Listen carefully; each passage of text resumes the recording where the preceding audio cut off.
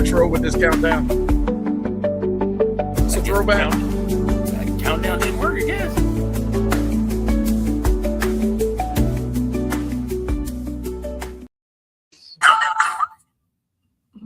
You have one job.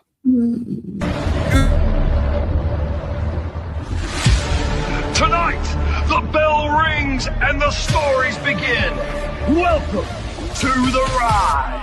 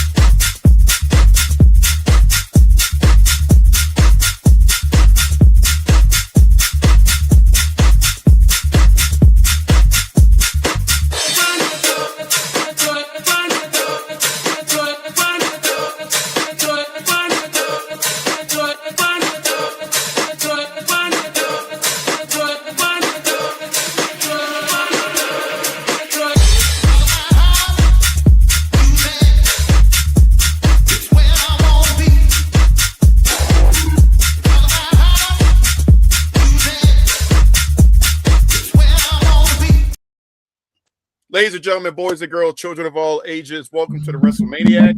Before we get started, I'm just going to pull the curtain back a little bit and say I appreciate Hollywood Mike T and King Mel going ham, having some fun with that intro.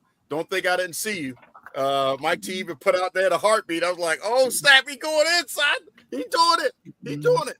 And then they will, just no selling the whole goddamn intro. I was like, damn, come on, man. I know you was feeling that. That was some good shit right there. You can let it out, let loose with us, have some fun. But either way, we're happy to have the Four Corner Boys with us. They already, apparently ready to, have some fun with the fours up, quads down, getting the beat going. Anthony's in the mix. You got the big guy KG as always. I'm the People's Choice Star Rodriguez and the Nubian Sumo. As we continue on the God dang, Anthony, can you give us a second? I got to at least bring in and show you already with the question. But happy to have you as always. So welcome to the road to WrestleMania, fellas, as we get closer and closer to whatever the hell is happening next week. How are you feeling? Good, man. All right. Hey, man, listen. I was mocking that music.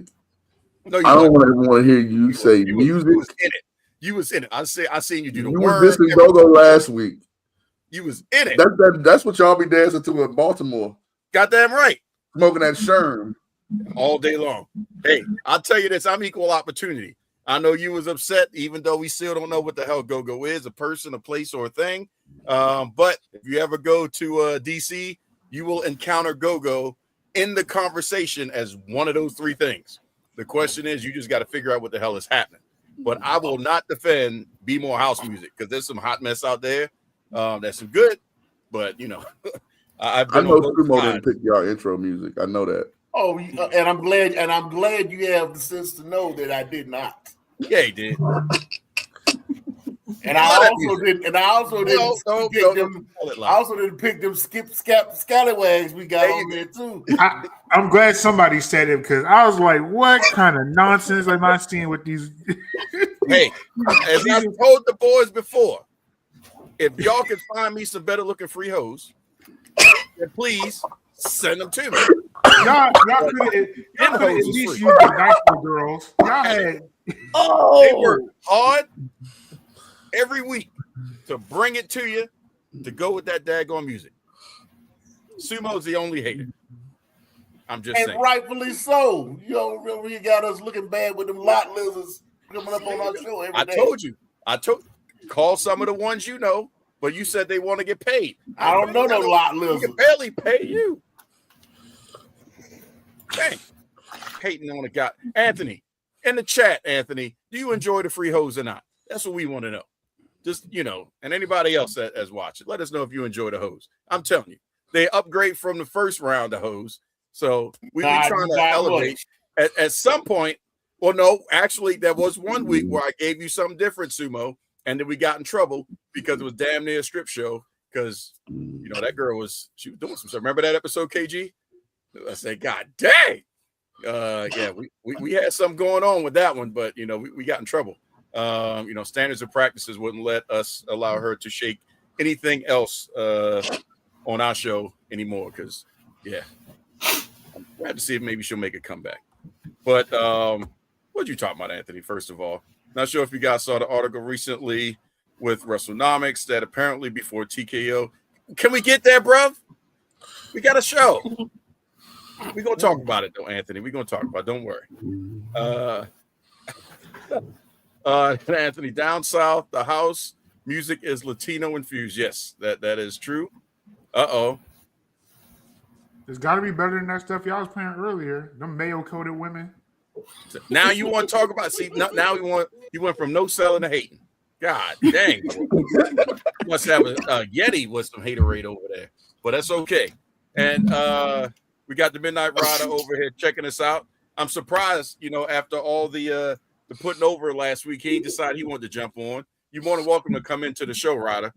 We know you ain't got nothing to do, so you can come hang out with us, talk some shop. We love to have you aboard the mothership as well. But either way, again, welcome. We're going to start this off a little differently. We had an unfortunate RIP situation come in today. Dennis Conner, unfortunately, has just crossed over to join the Macho Man and everybody else in that, pay-per-view in the sky. So, Sumo, if you'd like to start this process and just take us down some memory lane with the Midnight Express. Oh yeah, this one took me by surprise this morning. It really did. I mean, out of all of the incarnations of the Midnight Express, Dennis and Bobby was my favorite. Yeah, I would have to say they were the ones that introduced me to the Midnight Express and made me go back to what they actually were prior to that beginning. So being that I'm a JCP guy,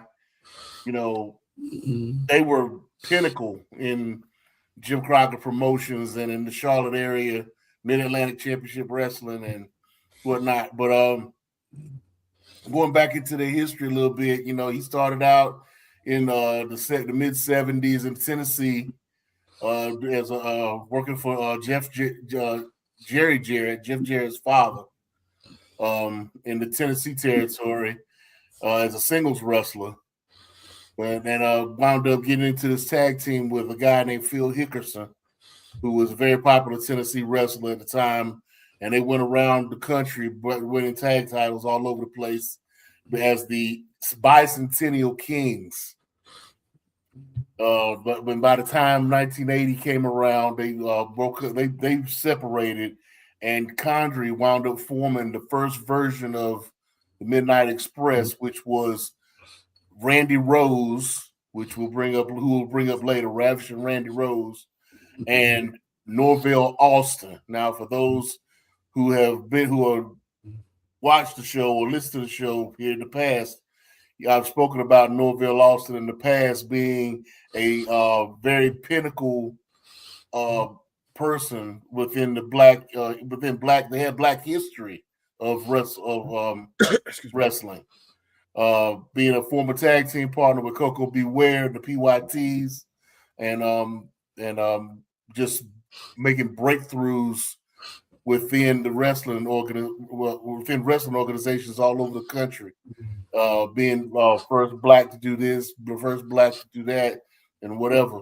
But he was one part of the first incarnation of the Midnight Express. And then after dissolving that, they wound up. Condrey went over to Mid-South Wrestling, wrestle for Bill Watts, and wound up joining forces with Bobby Eaton and Jim Cornette, which is the Midnight Express that we know today. They would get into a feud, a very popular, very violent feud with a tag team of Magnum TA and Mr. Wrestling number 2, which was very bloody, very, very violent, and where number 2 wound up turning on Magnum TA. The Midnight Express would end up tarring and feathering Magnum TA at some point during this feud. So, which was a very popular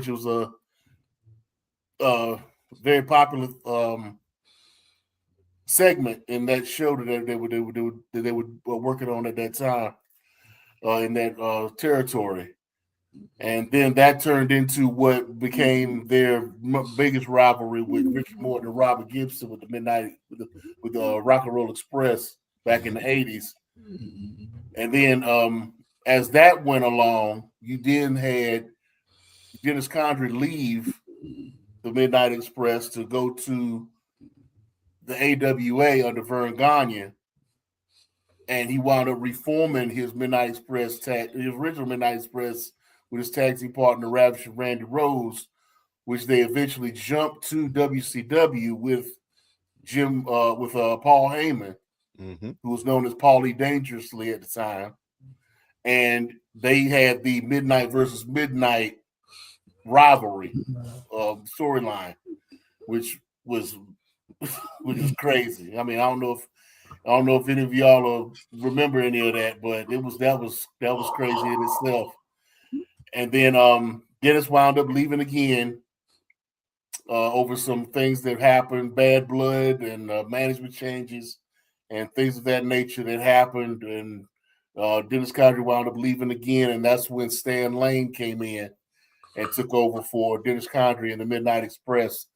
Now, like I said, even though the Dennis Condrey Bobby Eaton version was my favorite version, I did appreciate the Stan Lane Bobby Eaton version, even though I know Stan Lane from the Fabulous Ones, right, when he was with Steve Keirn. And for those who don't know who Steve Keirn is, Steve Keirn was Skinner in the WWF, the alligator hunter guy. You know, if you remember him. Steve Keirn was actually Doink the Clown at one time as well. So, he wound up getting real sick, and he wound up coming back into the fold with Jim Cornette and Stan Lane right around the time Bobby Eaton passed a few years ago. He was doing some things with Jim Cornette as far as appearances and things to help make money for Bobby and his funeral, and doing other things to try to make money for himself as far as his health issues were concerned. And then he made some appearances with AEW with FTR, and also with CM Punk in 2003, which was his last appearance on television, with a tribute that CM Punk did for the Midnight Express back in AEW, if I'm not mistaken. So he's had a long road to hoe, and he's been sick for a while, and it's just good to see that he's now in peace. But when it comes to tag team wrestling, when it comes to psychology, when it comes to moveset and just little tricks of the trade that they would do that you only hear about from maybe a Owen Hart or somebody like that, you know, little sneaky things that they do in the ring or whatever, you know, Dennis Condrey had that on lock, and he's going to be missed. He's really going to be missed. I mean, for anybody that needs to know anything about tag team wrestling, they want to start with the Midnight Express and Dennis Condrey and Bobby Eaton. And I know that they're in a match somewhere up there, putting in work right now. So, I'd love to be able to see that, like, see them two together again in their prime. So, yeah. Awesome. Thank you, Sumo. Appreciate that. Shout out to my man Quake, Rob Thornton on the line here. Okay, what's up? Good to see you on there. Straight to tape, representing again tonight. So good to see you, man. Good to see you on there. So just make sure that Rob the Actual. Oh yeah, Rob the Actual from Straight to Tape. Yeah. Yeah. All right. So like the Thornton part 3, I'm like, wait a minute, Rob the Actual. What's up, man? Or shoot, we know you here. We're about to actually throw it to you. Any words or any thoughts as y'all were growing up from watching the Midnight Express with Dennis Condrey? Anything y'all can recall match wise and stuff like that you'd like to bring up and talk about? I just want to send my condolences. Sumo said everything. I did get to watch the Midnight Express. I am old enough to be able to get to see them. So just rest in peace. My condolences to them. All right. To him. Okay, KG, you got anything? Anybody else before we transition over to another out of nowhere? Never thought it would happen, but I guess we'll keep the kayfabe with that one. But anybody else, KG? Nope. All right, so the next one, we got to give big ups because he's part of just the lexicon of pop culture, the world. Definitely a big RIP to Chuck Norris, somebody that has defeated death multiple times. Been known to, never be afraid of the dark. The dark was afraid of Chuck Norris. Everybody, if you are a OG Kung Fu fan, remembers the fight against him versus the master Bruce Lee. And then, Delta Force. I know recently, for the younger kids, he was in the Expendables. But I mean, Chuck Norris, man, Walker, Texas Ranger. I mean, he was in WWE, bringing it, full circle to wrestling type of terminology, so, he's been out there, kicked the hell out of Jeff Jarrett, a swift kick too, almost lost his footing because he kicked the shit out of Jeff, for real. No pulling that punch on that one, but, Chuck Norris, I just opened up socials like, wait a minute, he can die?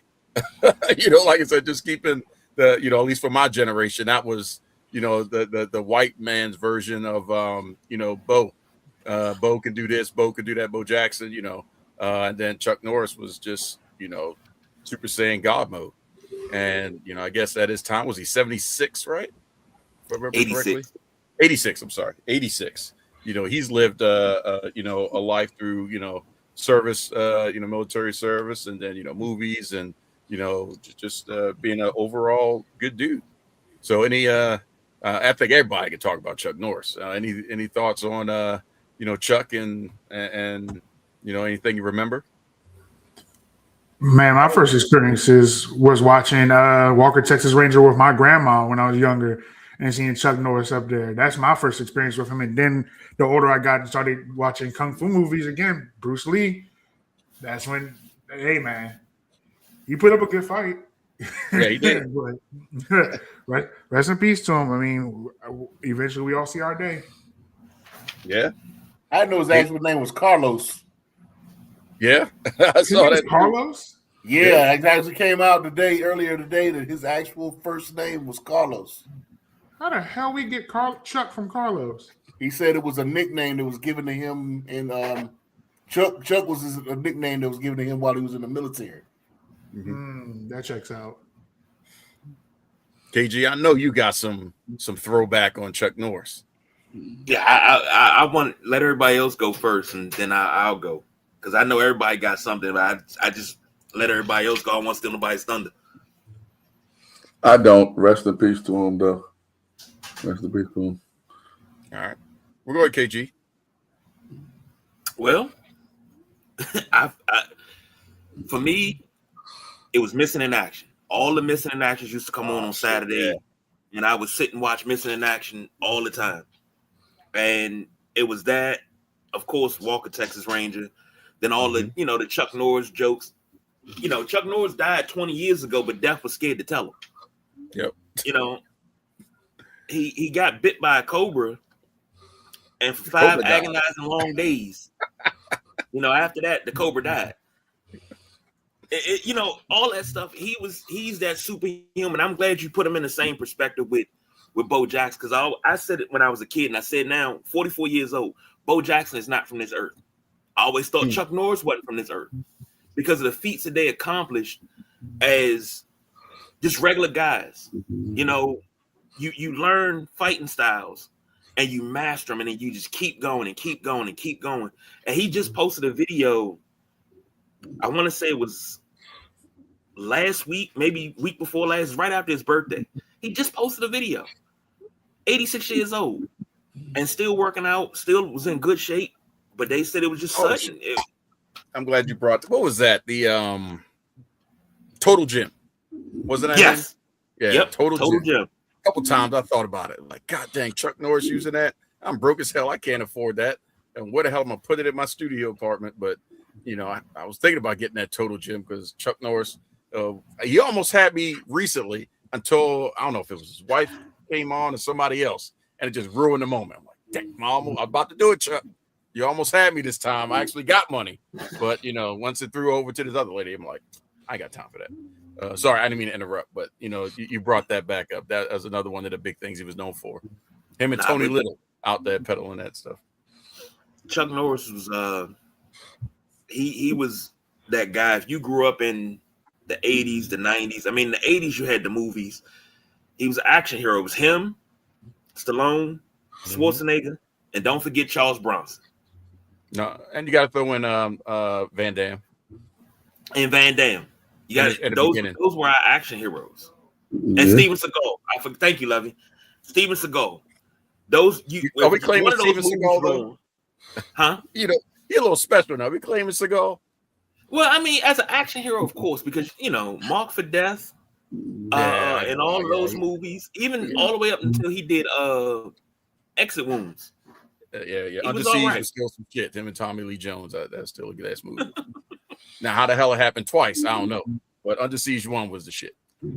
Yeah. But we're losing our action heroes slowly, but like it was just said, hey, you get to the point where your number's called and it's time to punch the clock. I mean, we can make all the jokes that we want about Chuck Norris, but the jokes are a way for us to cope with it. And that's how I look at it. And everybody's been pulling out every Chuck Norris joke that from the last 20 years. Some of them I've heard, and it's a lot of them that I had not. And I find myself scrolling on social media just laughing. And then it's videos of him doing the Chuck Norris jokes. And you find yourself just laughing. It's just a comfort thing. So, I mean, rest in peace to him, man. Condolences to his family.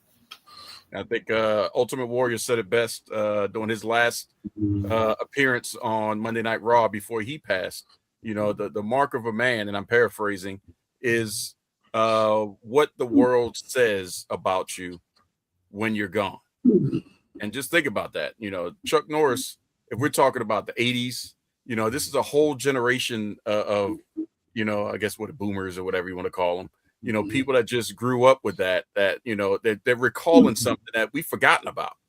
I hadn't thought about a Chuck Norris, defeated this or this was afraid of Chuck Norris thing in years. And they just all instantly flooded back, once I started looking at social. But, for that to be a worldwide phenomenon type of thing, out of respect, all across, everybody knows Chuck Norris, that meant he did something right. Now, I hope ain't no shit coming out, because I will say this. I'm trying not to look into it, but all this Bob Barker shit, just to, go over to the left a little bit, they talking about, I'm not trying to read into it, but, I think it's a little weird that they just start to talk bad about Bob Barker out of nowhere. Hopefully, he wasn't racist and, sexist and all that stuff, but who the fuck knows? We'll find out eventually. It'll come out. But, Chuck, I like to believe Chuck was, a straight shooter, good guy. And, hey, just happy to have technically just grown up in that generation to have an action hero that became a toy action hero. But, still, for what I've seen in my years of being alive, lived up to the principles that he talked about, and he promoted in his karate. So he made a lot of people want to kick the hell out of their bullies and stuff like that. If you ain't run up on somebody and jump kick and yell Chuck Norris, that was the equivalent of us, shoot the basketball in more recent times of yelling Kobe. You laugh, but shit, all the stuff that you laughing about that you take for granted right now, I'll tell you now, if you haven't, been suplexed on some dirty, nasty mattress that was in the alleyway, I would never let my kids do that. But god dang, if we didn't have some, 5-star Milton style matches on some nasty ass mattress. We had, cardboard belts that, you whip somebody ass with. We've been through some stuff. So that way I'll call my old card. I'll pull it. So y'all young whippersnappers out there and, watching world can, enjoy all the YouTubes and the streamings and the whatever you got right now that makes it seem trite. But for us, we ain't have no social. But for, like I said, for Chuck Norris, for these jokes to be so far out and there's no internet, that's when the dude was legit. Same thing with Bruce Lee. So RIP to Chuck Norris. And now we'll get into, some wrestling stuff. And Ryder, I'm not even going to put up the fact that you're trying to, gaslight talking about Bo can't rap. We know Bo can rap. No, because Bo knows this. Bo knows that. But Bo can't rap. You can't tell it to Bo face. Yeah, Tribe Called Quest, man.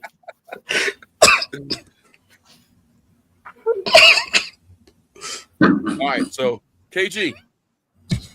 I got the lyric wrong. I do apologize. I did get it wrong. That's okay. You owe. We'll give you a pass.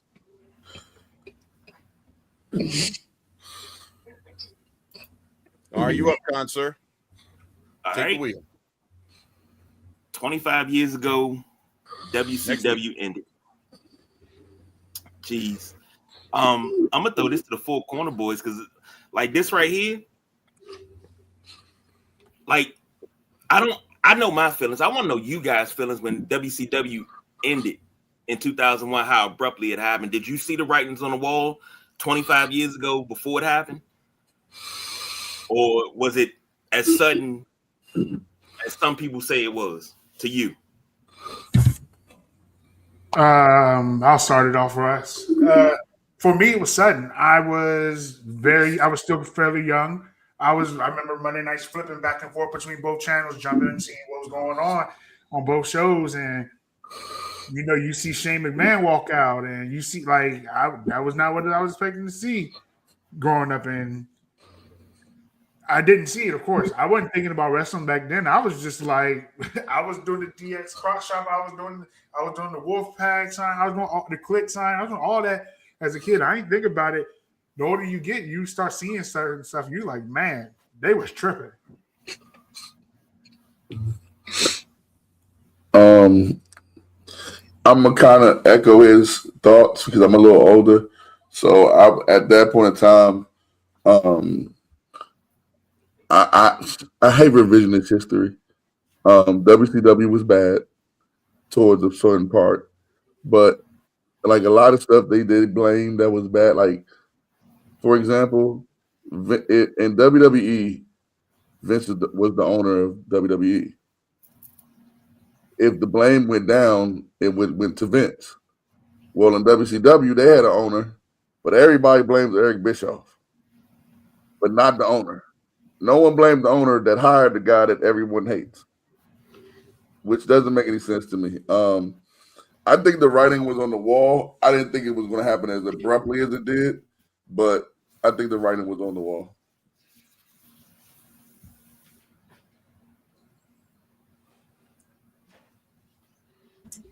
I guess they waiting for you, man. And I'm just too young not to know what WCW was because it was already done by the time like WCW ended when I was 3. So yeah, he turned on 2K16 and was like, "Oh snap! A new roster." Yeah. That's about right. Well, I do agree with you, Hollywood. I mean, we do need to blame Ted Turner and because he should have first of all listened to his son, who was telling him, "Hey, Dad, these daggone internet people don't know or respect what you're doing," and that being AOL at that point, because AOL was not where they were believing or trying to state that they were financially. They were leveraging the fact that, hey, we got this internet thing on our back, and people in our chat rooms, and they're leveraging that, which allowed that merger to happen. And Ted Turner to sign everything away.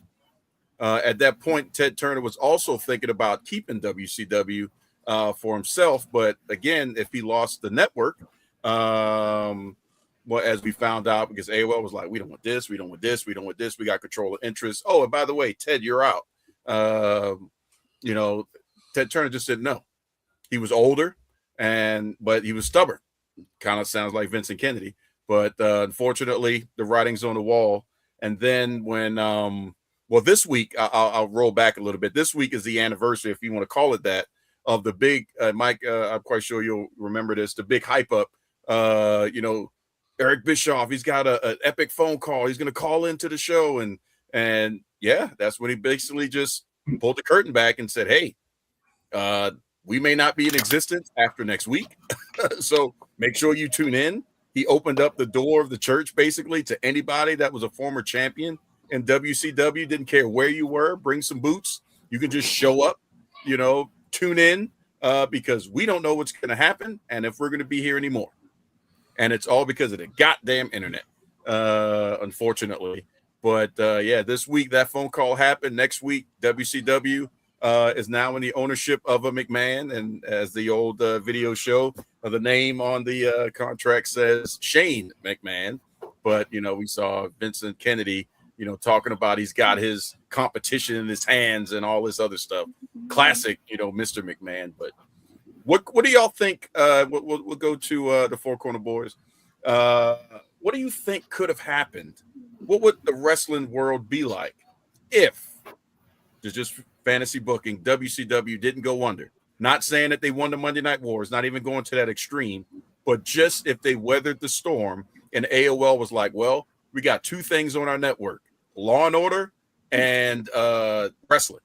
One of them is bringing ratings. The other one is reruns. That's all they had on TNT at the time. So what do y'all think? What could have been?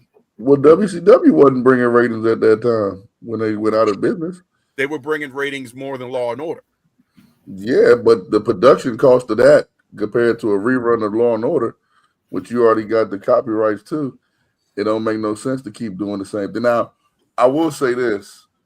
I think wrestling will be in the same exact position that it's in right now because Vince and them got the cooking. I mean, they got the cooking during that period of time. It didn't get really bad for WWE until like the PG era when it was exactly when like after they completely demolished TNA, it was that's when it started getting bad because they really didn't have no competition. So I mean, you factor in WCW, I think WCW will be what AEW is. It'll be a whole bunch of crap. That's the nicest word I can use for Tony Khan right now. Crap. Yeah, I want to say some other words, but I want to keep you on monetization. So, no, say it. Oh, we ain't making no money right now. Go ahead. Okay, well, that bullshit over there at AEW, that monkey shit. Everything but the C word. We haven't gone there yet. There hasn't been a reason that yet. Monkey shit in AEW. I mean, it's the same. It ain't no different. Well, it is a little different, and I'm sure y'all going to talk about it later, but it's a little different. But, I mean, you had the racist Cowboys talking about the head of No Limit. Yep. You got the luchadors coming out there. Like it got bad with WCW. I think people, the revisionist history part, I still stand by, but it did get pretty bad. And if it wasn't going to end, wait, hold on. You went down with the No Limit Soldiers? No, I rocked with the No Limit Soldiers. I'm talking about the other guy that was racist against them. Oh, you talking about when Kurt Hennig. Who was it? Kurt Hennig. Kurt Hennig, And he came out with a song. Rap Scrap. Yeah. Yep. Yeah, they was hating on them. Hey, listen, the young kids say Riz. Rey Mysterio had the Riz. Without the mask, Ray, hey, he was a savage. That was the good part. See, the problem with WCW really was, and this is the problem. The good stuff they were not highlighting. Right. The bad stuff they were highlighting. Like, I didn't want to see the NWO for the 45th time. I didn't want to see the Wolfpack. I didn't want to see Scott Steiner being whatever. Like, the stuff that they should have been highlighting, the Booker T's, the Rey Mysterios, the heck, I'm gonna throw a name out there. He was a cocky son of a bitch. Juventud Guerreros, the Chris Jerichos, the guys they should have been promoting. They took too long for them to start promoting them. And that's what ended up happening. I mean, and then you got on the other flip. If you flip the channel, you got Mankind doing something crazy, Undertaker doing something crazy, Vince doing something crazy. You know, Stone Cold. I mean, the list goes on. So I think it will be in the same spot it is in wrestling is in right now. And you just flip the letters AEW, WCW. Okay. Yeah. So let me ask a question to you three. Okay. There's a lot of speculation as to where the downfall started, or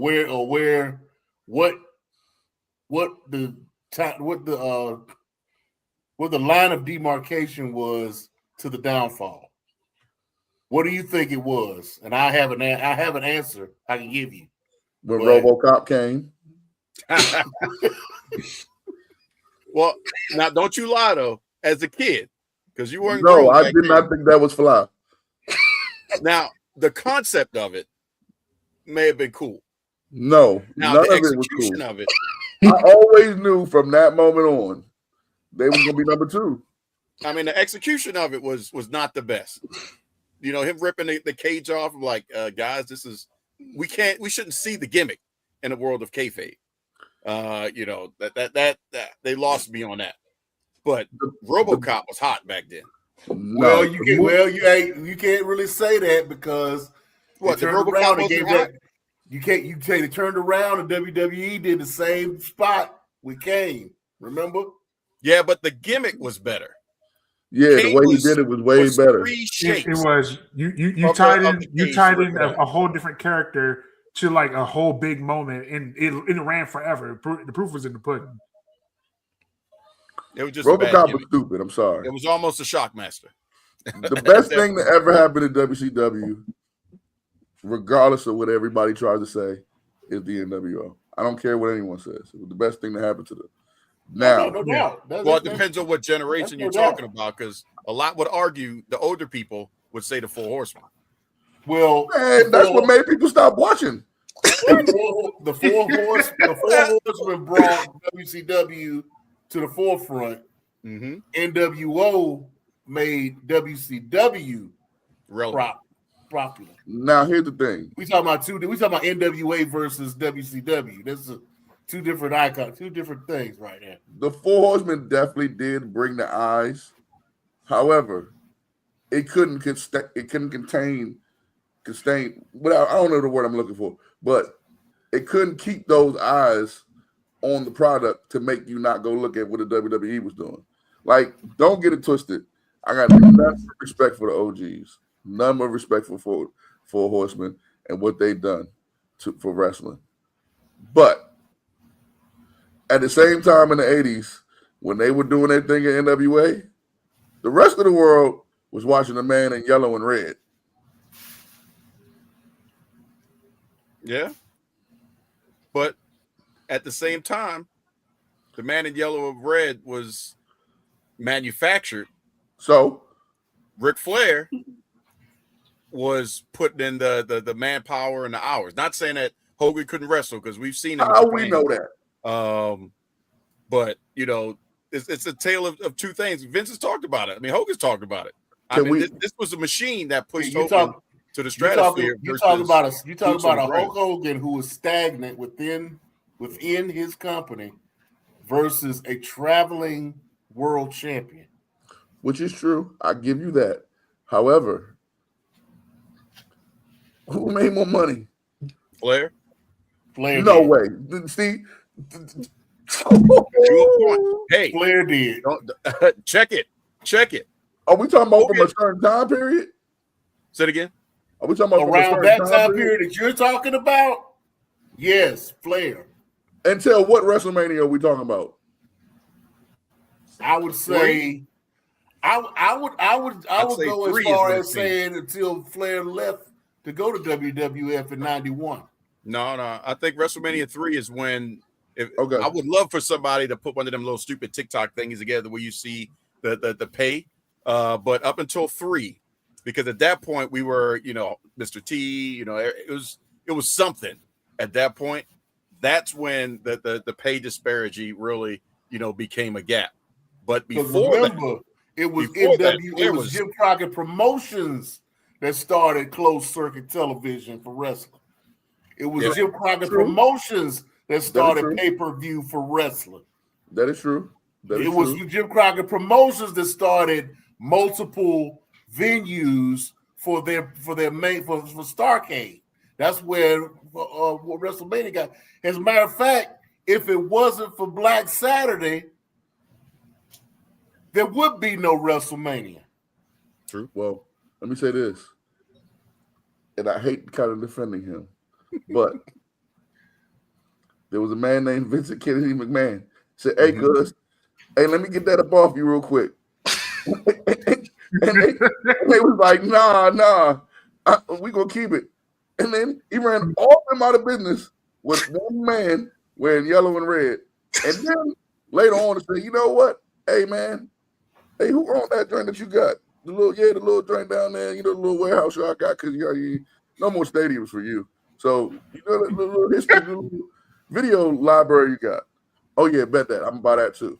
So, at the end of the day, I respect the OGs.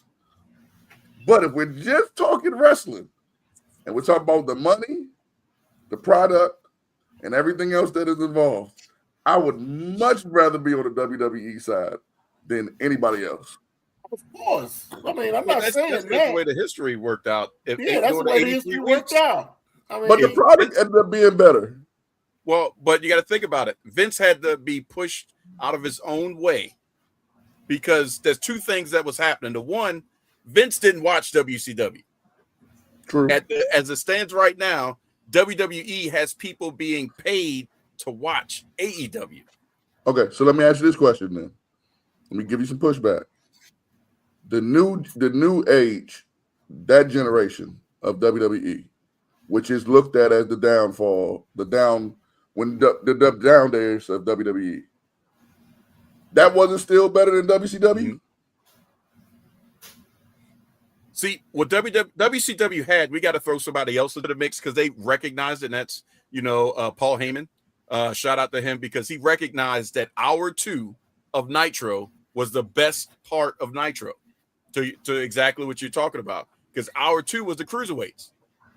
Hoovy, Cyclope, everybody, Ray, Eddie Guerrero, Perry Saturn, Chris Jericho. I mean, that was all hour 2. But Eric Bischoff could get out of his own way. He's paying, top dollar to get people that have already been established by Vince that just was disparaged.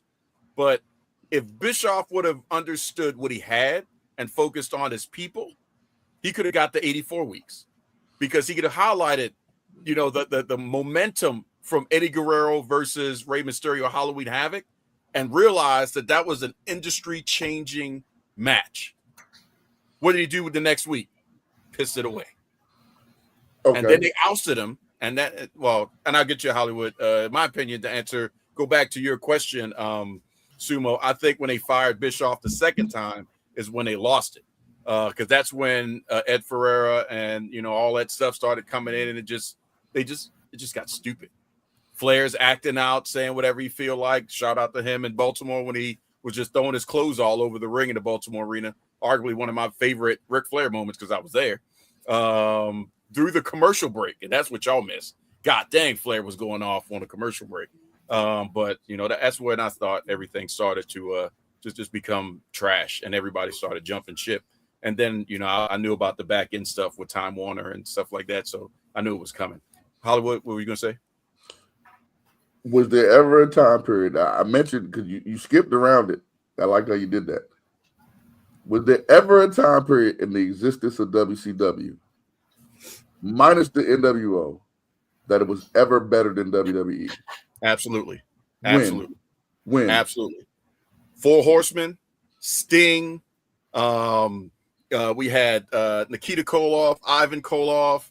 I mean, Matt, you talked about it, Magnum TA. Kevin Sullivan in the beginning. The Dangerous Alliance was disgusting when Heyman started getting those out there. I mean, they had a working machine of just talent that wasn't utilized to be marketed, but they were great workers. And everybody put in, I think when Sting got there and Surfer Boy really started kicking off and him versus Flair. I mean, it was just so much that was built into that show, minus the black people. But that's a whole nother show. But there was so much that was built into WCW at that point. The counterpoint to that was Repo Man. No disrespect, but Papa Shango, IRS, all the Doink the Clown, gimmicky, everybody had to have a career or a job type of character until we got, Hogan and things started, becoming something, an Ultimate Warrior. And then, Bret Hart came over and they started getting something, Monday Night Raw happened, with Shawn Michaels and Razor Ramon, we started having it.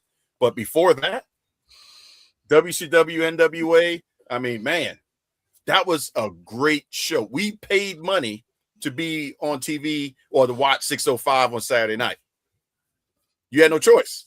We can catch Vince for free on right, KG, on Saturday mornings. We can catch Hogan on a cartoon.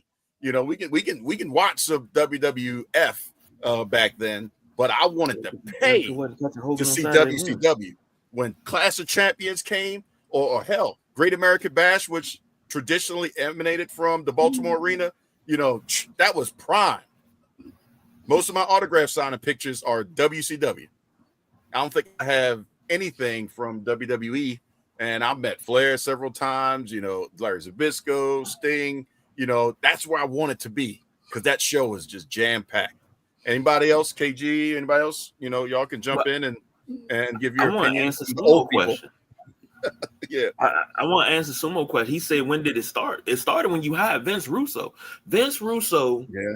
And I like when Hollywood T said NWO put WCW up there, but NWO was also the reason why WCW ended because everybody was a part of NWO. I so disagree. You disagree with that point? Everybody was in NWO. Everybody was at some point in time. Everybody was a part of NWO. The roster was in NWO. Yes, but if art imitates life, what were we living back then? Kevin Nash has always said that his vision of NWO was Death Row Record. He's always said that. Right. And when the gang culture, ain't that how gangs go? They get bigger and bigger and bigger. Now, what wasn't executed was how they did it. They didn't execute it right.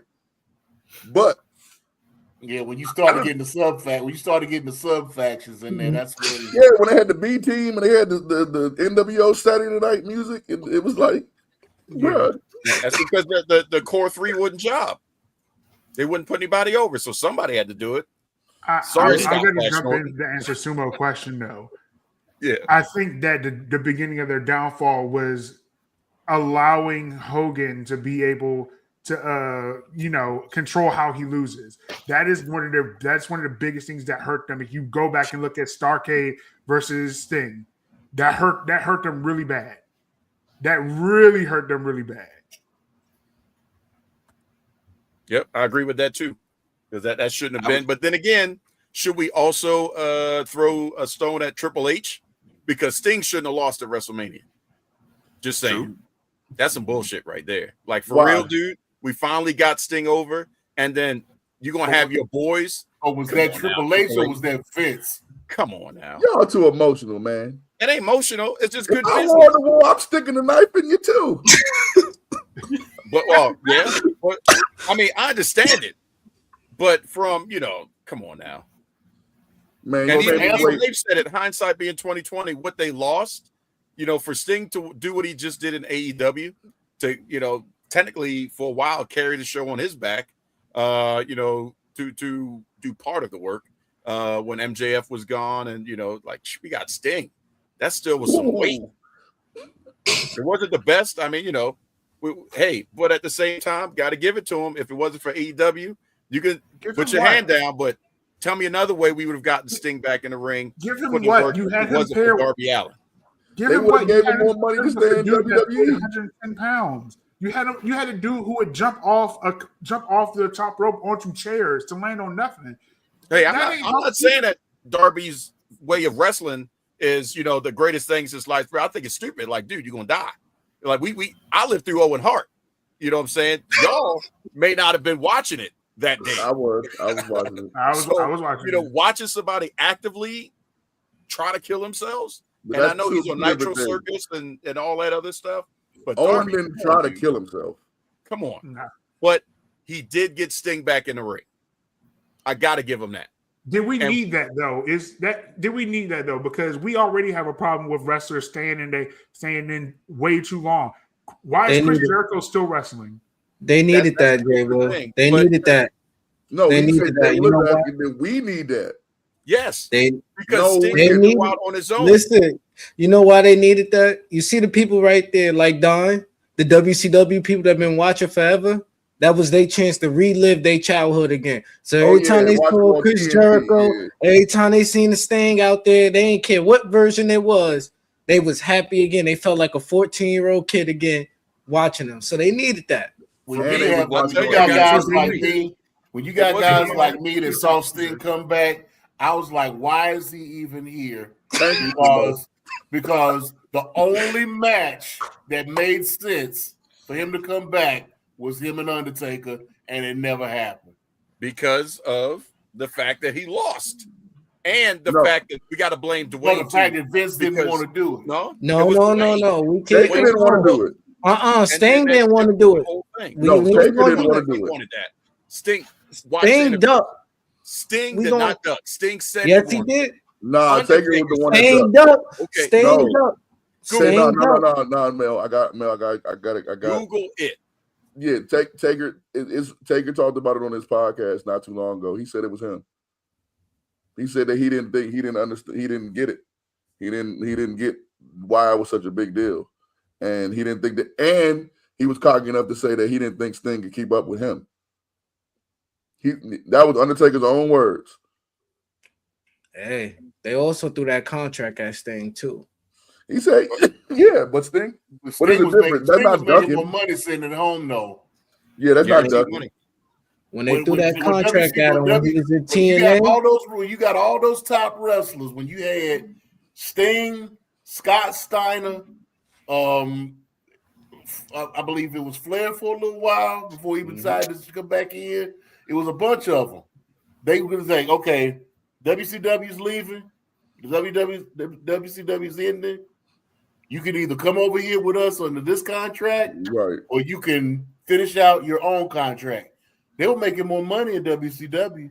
Yeah, all that guaranteed money that they were getting and those long ass contracts they had, they could sit for like 2 years, 3 years off of that WCW contract, living lovely. But that's why the ones that's why the big guys like Hogan, Goldberg, Nash, Hall, Sting, Scott Steiner, they all stayed home when they all stayed home until that contract ran out. Yeah, they had the AOL contract. Their contract wasn't with WCW. Their contract was with AOL. Which is why my contract with the Sideline Junkies is just like the one Kevin Nash had. What the you got to bring that up for? See that? Damn right. We're going to figure out what vault that's in and burn it up. How about that? No, you can't burn that right there. My contract is ironclad, buddy. That's another thing that killed WCW. The contracts. You signing all these people, then you're never using them on TV. The finger poke of doom. Somebody brought it up about Hogan that not putting Sting over. When he said he was going to put Sting over, then he changed his mind right before he came out of the curtain to not put Sting over. Hogan and Russo getting into it on live TV. That's what killed it. Everything, all the backstage politics killed WCW. But on top of killing WCW, WWE and Shane McMahon, the way things were supposed to work, Vince was supposed to have WWE, Shane was supposed to have WCW, Stephanie was supposed to have ECW. And it was supposed to be 3 different companies, all owned by the same family, but running 3 separate things. Nothing was supposed to change with WCW. They were still supposed to have their own time slot, their own shows. Nitro and Thunder was still supposed to come on. ECW was still supposed to do their thing on TV. WWE, or they were WWE at the time. WWE was supposed to do their thing with SmackDown and Raw. Vince came in, blew the whole thing up. Everything got combined. You know why that happened, right? Angle, why that happened? Why, you know why that happened, right? Ego. Money. No. Ego. Vince got pissed. Vince got pissed because SmackDown's ratings were beating Raw. I don't the think combination it was of Paul Heyman and to an extent Stephanie McMahon, they were beating the ratings for Raw, and Vince got pissed. I think he got what he wanted. I don't think it was that. I think that was at a different time. What it was. That's what I they think that was at a different time. I'm talking about what KJ was talking about here, where ECW is supposed to be their own thing. WCW. Yeah. Vince tried it for 1 week, and then he's seen the results of Buff Bagwell versus Booker T. Yeah, and he scrapped all of that right there. That was before that. Yeah, that was way before before the SmackDown happened. That's before the invasion. That's before everything. Vince set up a whole night where half the episode of Raw was dedicated straight to WCW, lights, everything. Yep. WCW referees, the main event, Booker T versus Buff Bagwell. Vince said, I'm done with this invasion storyline. Hey, Paul Heyman, call your ECW boys because these WCW people ain't got enough star power. So that's why we had to call up these ECW people to come into the invasion. Yeah, I agree. I think that I mean, Vince gets a bad knock for his ego, and that could be a part of it, but I think that he really ultimately got what he wanted, which was the library. I don't think he had any interest in anybody. He got lucky with Booker T. He got lucky with a few of the wrestlers. That's why he kept them around, the ones that he did keep around. But I don't think he had any interest going into it at all of doing anything with WCW. I think he just wanted to buy it so he can come on TV and tell us he bought it. I agree to an extent. Who's benefiting from the library now? We don't have the WWE app because we can't remember. We used to have an app. We could actually watch the library anytime you wanted. Nothing edited out, bro. But the library's on YouTube. Hold on. So bad, it's not worth watching. The whole library is on YouTube now. But they own the licensing too. So you got to think about it too. We still doing War Games. That's a WCW match, if I'm not mistaken. Correct. Some NXT pay-per-views are named after WCW. Mm-hmm. And remember, KG, we talked about this. Remember when I brought up the fact that they had that series of action figures, and they went back and brought out a stunning Steve Austin in a red robe with the NWA Television Championship in that series. Yeah, they may not use it as much as you see, but they still have access to it. They can use it at any time. And remember, they got the NWA library too on a humbug, even though they don't actually own it. They have access to it anytime they want. In perpetuity.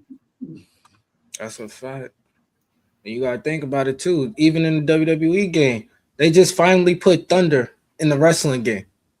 Yeah, back in the wrestling game, they never did that before until now under WWE. So they using WCW.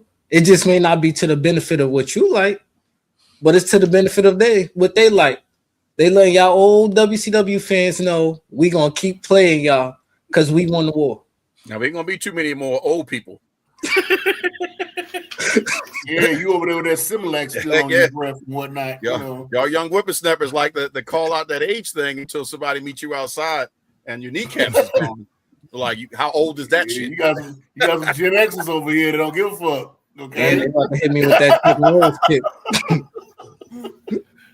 But I mean, when I say like being able to go back and watch Nitro from '98, you know, being able to go back and watch a Thunder from the early 2000s, that's what the library is supposed to be. Because I used to go back and watch Raws and SmackDown. I mean, SmackDown for one, from the beginning of SmackDown in '99, from a special all the way until it became a regular show, I had it on VHS tape for the first 3 years. All the commercials, everything. He old. You talking about VHS? He old. That's fine. I'm cool with that. I had that library, but I would go back and I would watch that because it's fun to watch because you think about stuff and then you start seeing stuff that you forgot about. But then also you start seeing stuff that they didn't recycle too. But we can't look at the library like I can't show my daughter and my granddaughter like, hey, this is what wrestling was when I was a kid. I can't show them that readily no more because I can't just pull up. I mean, I got to search for matches. I don't feel like we getting the true depth and the true. We're not getting it all from the library. That's just me. You said you want your $9.99 a month back. That's all. I would love that back because guess what that $9.99 gave me? It gave me the access to the library and every pay-per-view, every show, and I could watch everything on my phone for $10 a month. But also, I could share the password, and not only could I watch it, my family could watch it. My friends That's why they got rid of it. That's why they got rid of it. It's your fault. God, you the Bama of the week. Snitching. Everybody. Snitching. Hey, KG, can I just say this to you? Well, I think that was a great speech you just gave. Great speech. You want to go back and watch all the old stuff.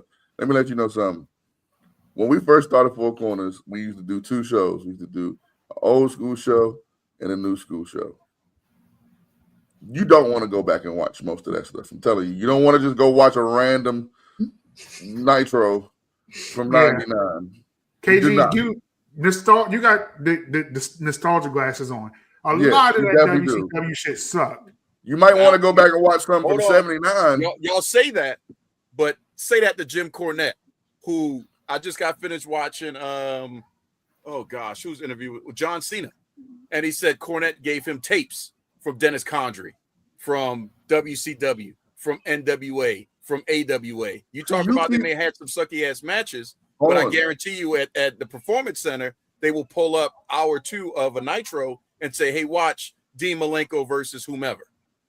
And see what you can pull out of that. Tell me that ain't happening. We never said anything about NWA. We never said anything about NWA. None of us have said anything about NWA. That's all part of NWA and WCW blurred the lines of that. All right, I'm gonna send you a random episode from '92 WCW. Just a random. Now we on a whole and different you are level not going to enjoy it. You're not going to enjoy Shockmaster. You talking about now Shockmaster? That was just bad production, but WCW was really bad for a long time, bro. Like people, WCW had some bad spots. So did WWE, a lot of them, or WWF. But no, if nothing else, hour 2 you knew was hot fire because that the cruiserweights was putting in work. Now, what you had between the beginning of Nitro and the end of Nitro will all depend on what players are doing whatever they want to do. But they weren't But at hour 2, killing. It's just how it's going to be when it started. So if I got a wife and she only do one thing right, but do 97 things wrong, I'm gonna stay with that chick. Hell no. That's what you like. It was what that one thing right is. Depends on that one thing is. Nah, man, forget that. Man, you better. But if we gonna put that up, you can teach her to do the other 99 things, but she got that one thing right.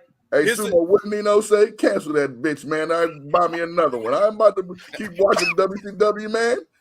Hey, I'm right in the center. I'm not taking one side, WWE or WWF over the other. I'm just saying that WWF had some stuff that was great, and they also had some stuff that just what the hell. I agree. WCW was the same way. They had some great, and and KG talks about tapes. I'm gonna tell you, my dedication. Unfortunately, the library, was a flood and it got messed up. But I would tape every Raw, every Smack. I had the damn Monday Night Wars on tape. I was so dedicated on Monday night. I started at 8 p.m. recording Nitro, flipped over, recorded all of Raw, then stayed up past movies for guys who like movies to go back and watch the first hour of Nitro to be able to start the tape again to finish hour 2 and hour 3, and then do Thunder. And this is, hey, I had that my mom come down, my girlfriend come down. Hey, I just need you to be there to hit the button on the record. So I didn't miss Thunder. I didn't miss SmackDown. I didn't miss Sunday Night Heat. Your boy had it all on VHS. And there's some stuff on WWE. You can pretty much forecast what the hell's going to happen. So you just fast forward, get to what you want to see. WCW, the same thing. I can fast forward, see what I want to see, and then move on to it. But once in a while, they have a show that's just like, holy hell, what the hell is happening? And that's where, you knew what you were to get from a Nitro if the first 30 minutes had to set up for what you knew was going to happen. And that's pre-Goldberg. Once we got Goldberg and once we got Sting dropping down in the rafters, then you had something to hold on to. When we had, Stone Cold, we know he's going to come at the end. We got The Rock. We know he's going to come at the end. So you had something to hold on to. But they both had some stuff that was like, what the fuck is this? I'll watch it if I'm live because I got no choice. But then, you're just waiting, especially in WWE category, WWF category, when you're just waiting. Oh, God damn, it's been like freaking hour and 45 minutes. Shit. How much more time we got before goddamn Stone Cold come out? 5 minutes. Glass breaks. Okay. Boom, boom, boom, boom, boom. Stunner, stunner, stunner. All right, and he's out. Like, shit. That was the best time of my life. Just for that 5 minutes at the end of the goddamn show. But we waited, right, KG? We waited for that glass to break for the last 5 minutes of the show and Stone Cold to beat everybody up and then roll out. And somebody else does the after credits, the after show pop. But it's crazy because when it came to, and I WCW was what it was, but I'm not going to say that, I was switching back and forth and all that. Nah. Because I caught up on WCW at the end of the night, or I watched it on Sunday when they did the recap with, was it Tom Zink and Larry Zbyszko? The Z-Man. Do the recap on Sunday morning, so I would watch that before church. And I do agree with you guys. Four Corner Boys, hell no. You can't just go. You got to pick a match or pick a certain Nitro to go watch. You can't watch all of it. You got to pick. I'm trying to tell you. And I do agree with that, but maybe I do got the nostalgia glasses on. And you said something about revisionist history. I've been harping on revisionist history about sports for the last 2 weeks. And like, that's not how it happened. How are y'all remembering this way? It didn't happen that way. And I'm guilty of it. Lord, have mercy. I'm a little upset with myself right now. Like the people mad at Bam? Yeah. Yeah. Now, Okay. I'm not going to say I'm mad at Bam. We talked about that when the day after it happened. I'm more mad at the team with the constant fouling to get him more possession. No, do it organically. Let him It's the Wizards. It's the Wizards right there. You say what? That's another story. But as we transition to the next point, because we got to get there, I do want to say this, and this may make a little bit more sense because it just came to me as KG was talking.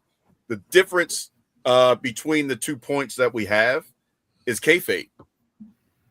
Back then, on life support.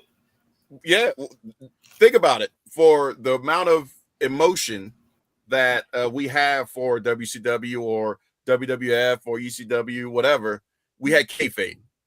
We had the, if in order to be in the know, to make Knight Rider happy, in order to know that the countdown was Jericho, you had to be online searching. You couldn't just come up with this information. It wasn't just given to you. Point. You had to look for that shit. Great point. So if you weren't in the know, you would just believe that it was a countdown. And you had no clue. And when Great Jericho point. came out, what the fuck just happened?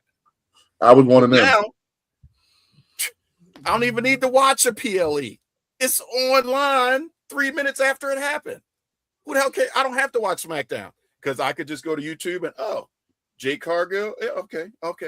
Yep. All right then. Oh, okay. Well, I know what's going to happen. WrestleMania, they put everything on the thing. So I fear for this generation because what do they go back and cling on to other than moments? Which there's some good ones like Bray Wyatt. That's something that you can show somebody and they'll be like, "What the heck is that character? What's wrong with this guy?" Let me watch more moments.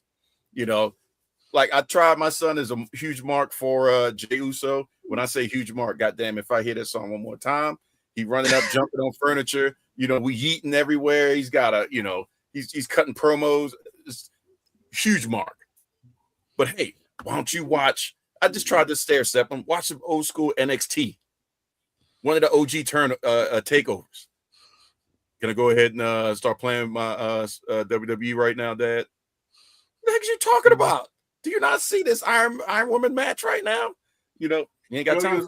Show your son some of those Jey Uso, Uso tag team matches when they were still in the He don't even want to watch that if it's not Yeet. I'm serious. But think about that. That's part of the problem. If it's not Yeet infused, he is not going to want to watch Jimmy and Jay when they were, just belt collecting, basically. When they out there doing the haka coming out. He don't care for it. But the moment it's just me, Uso, it don't matter what's happening. Wake up, like the Undertaker just pop up. Jey Uso? Like that boy cried one time because Jay lost. When I say tears, I mean, you would have thought the unfortunate had happened. And I was proud as a parent because I'm like, it got him. He gets it. He's emotionally involved. But god dang, that's the only one? Like, I need to cry for somebody else too. Shit. So he didn't want to watch the debut of the Usos with Tamina? Nothing? Nope. Nothing. Shout out to Tamina in that straight jacket. I'm glad she finally got rid of it. But yeah, hey, I'm trying. Trust me. I'm trying.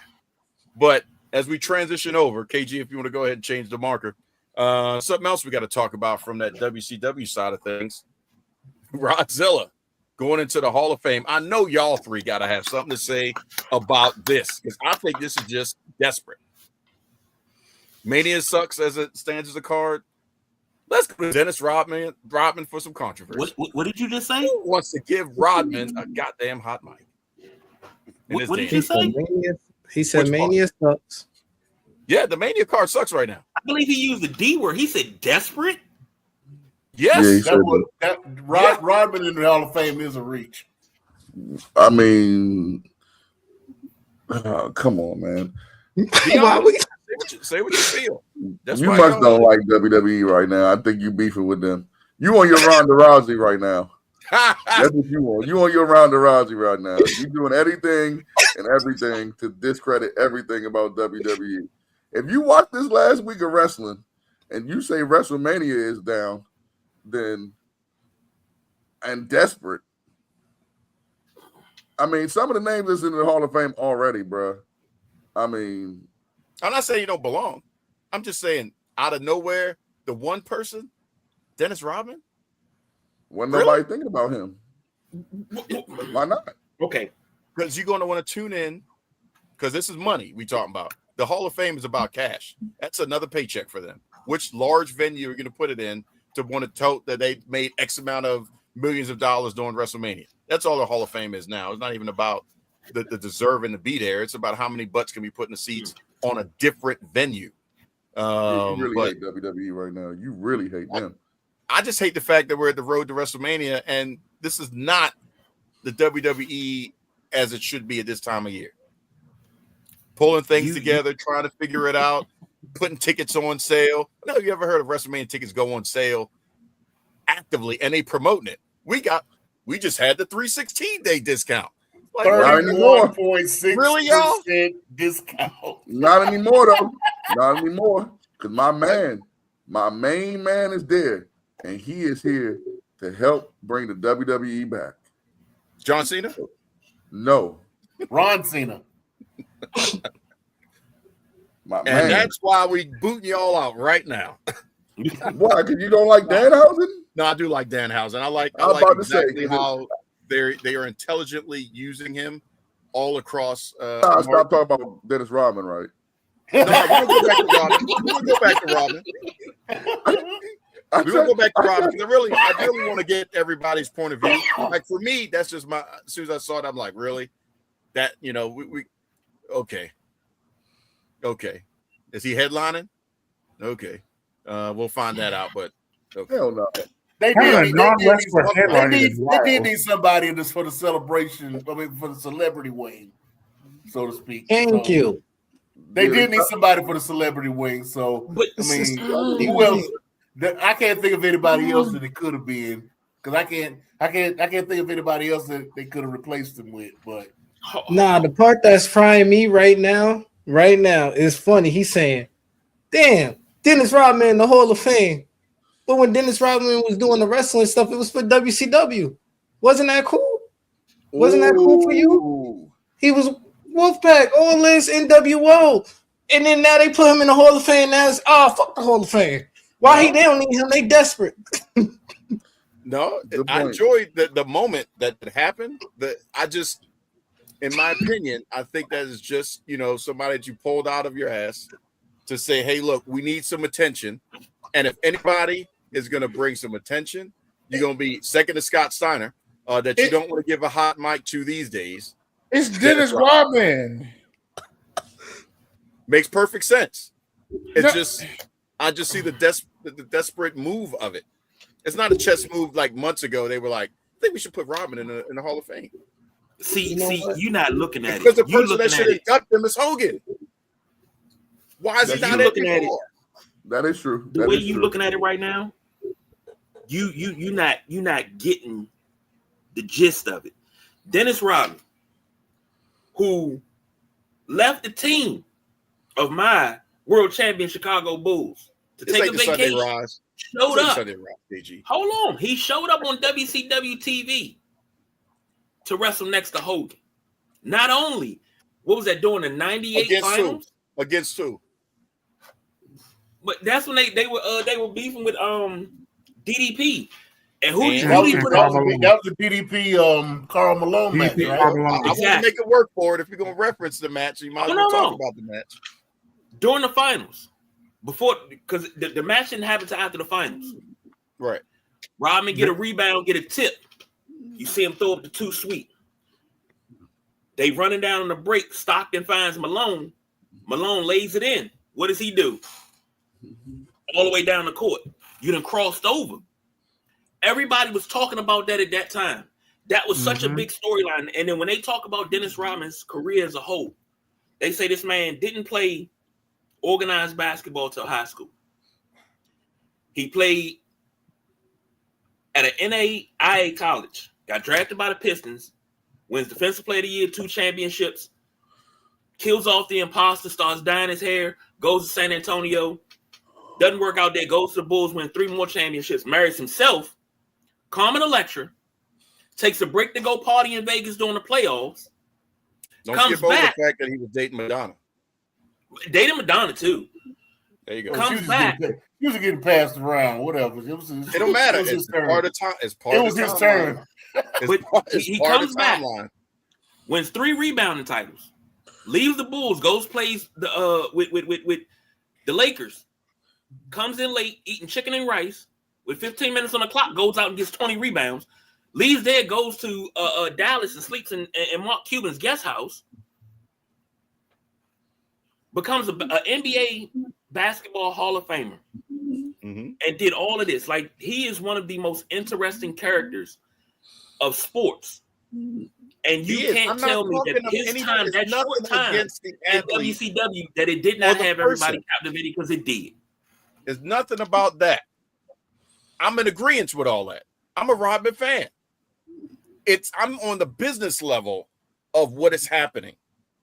They're still in crisis mode at a business fundamental level. AEW just sold out with 0 tickets left. WrestleMania can't even fill 1 day's worth and have some left over to fill the next day.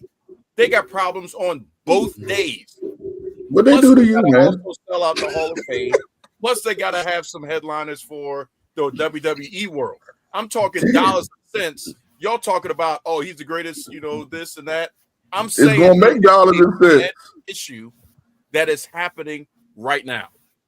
And but I think that's what KG was saying. KG was out of the air to be able to say, okay, we got this in the Hall of Fame. Come watch.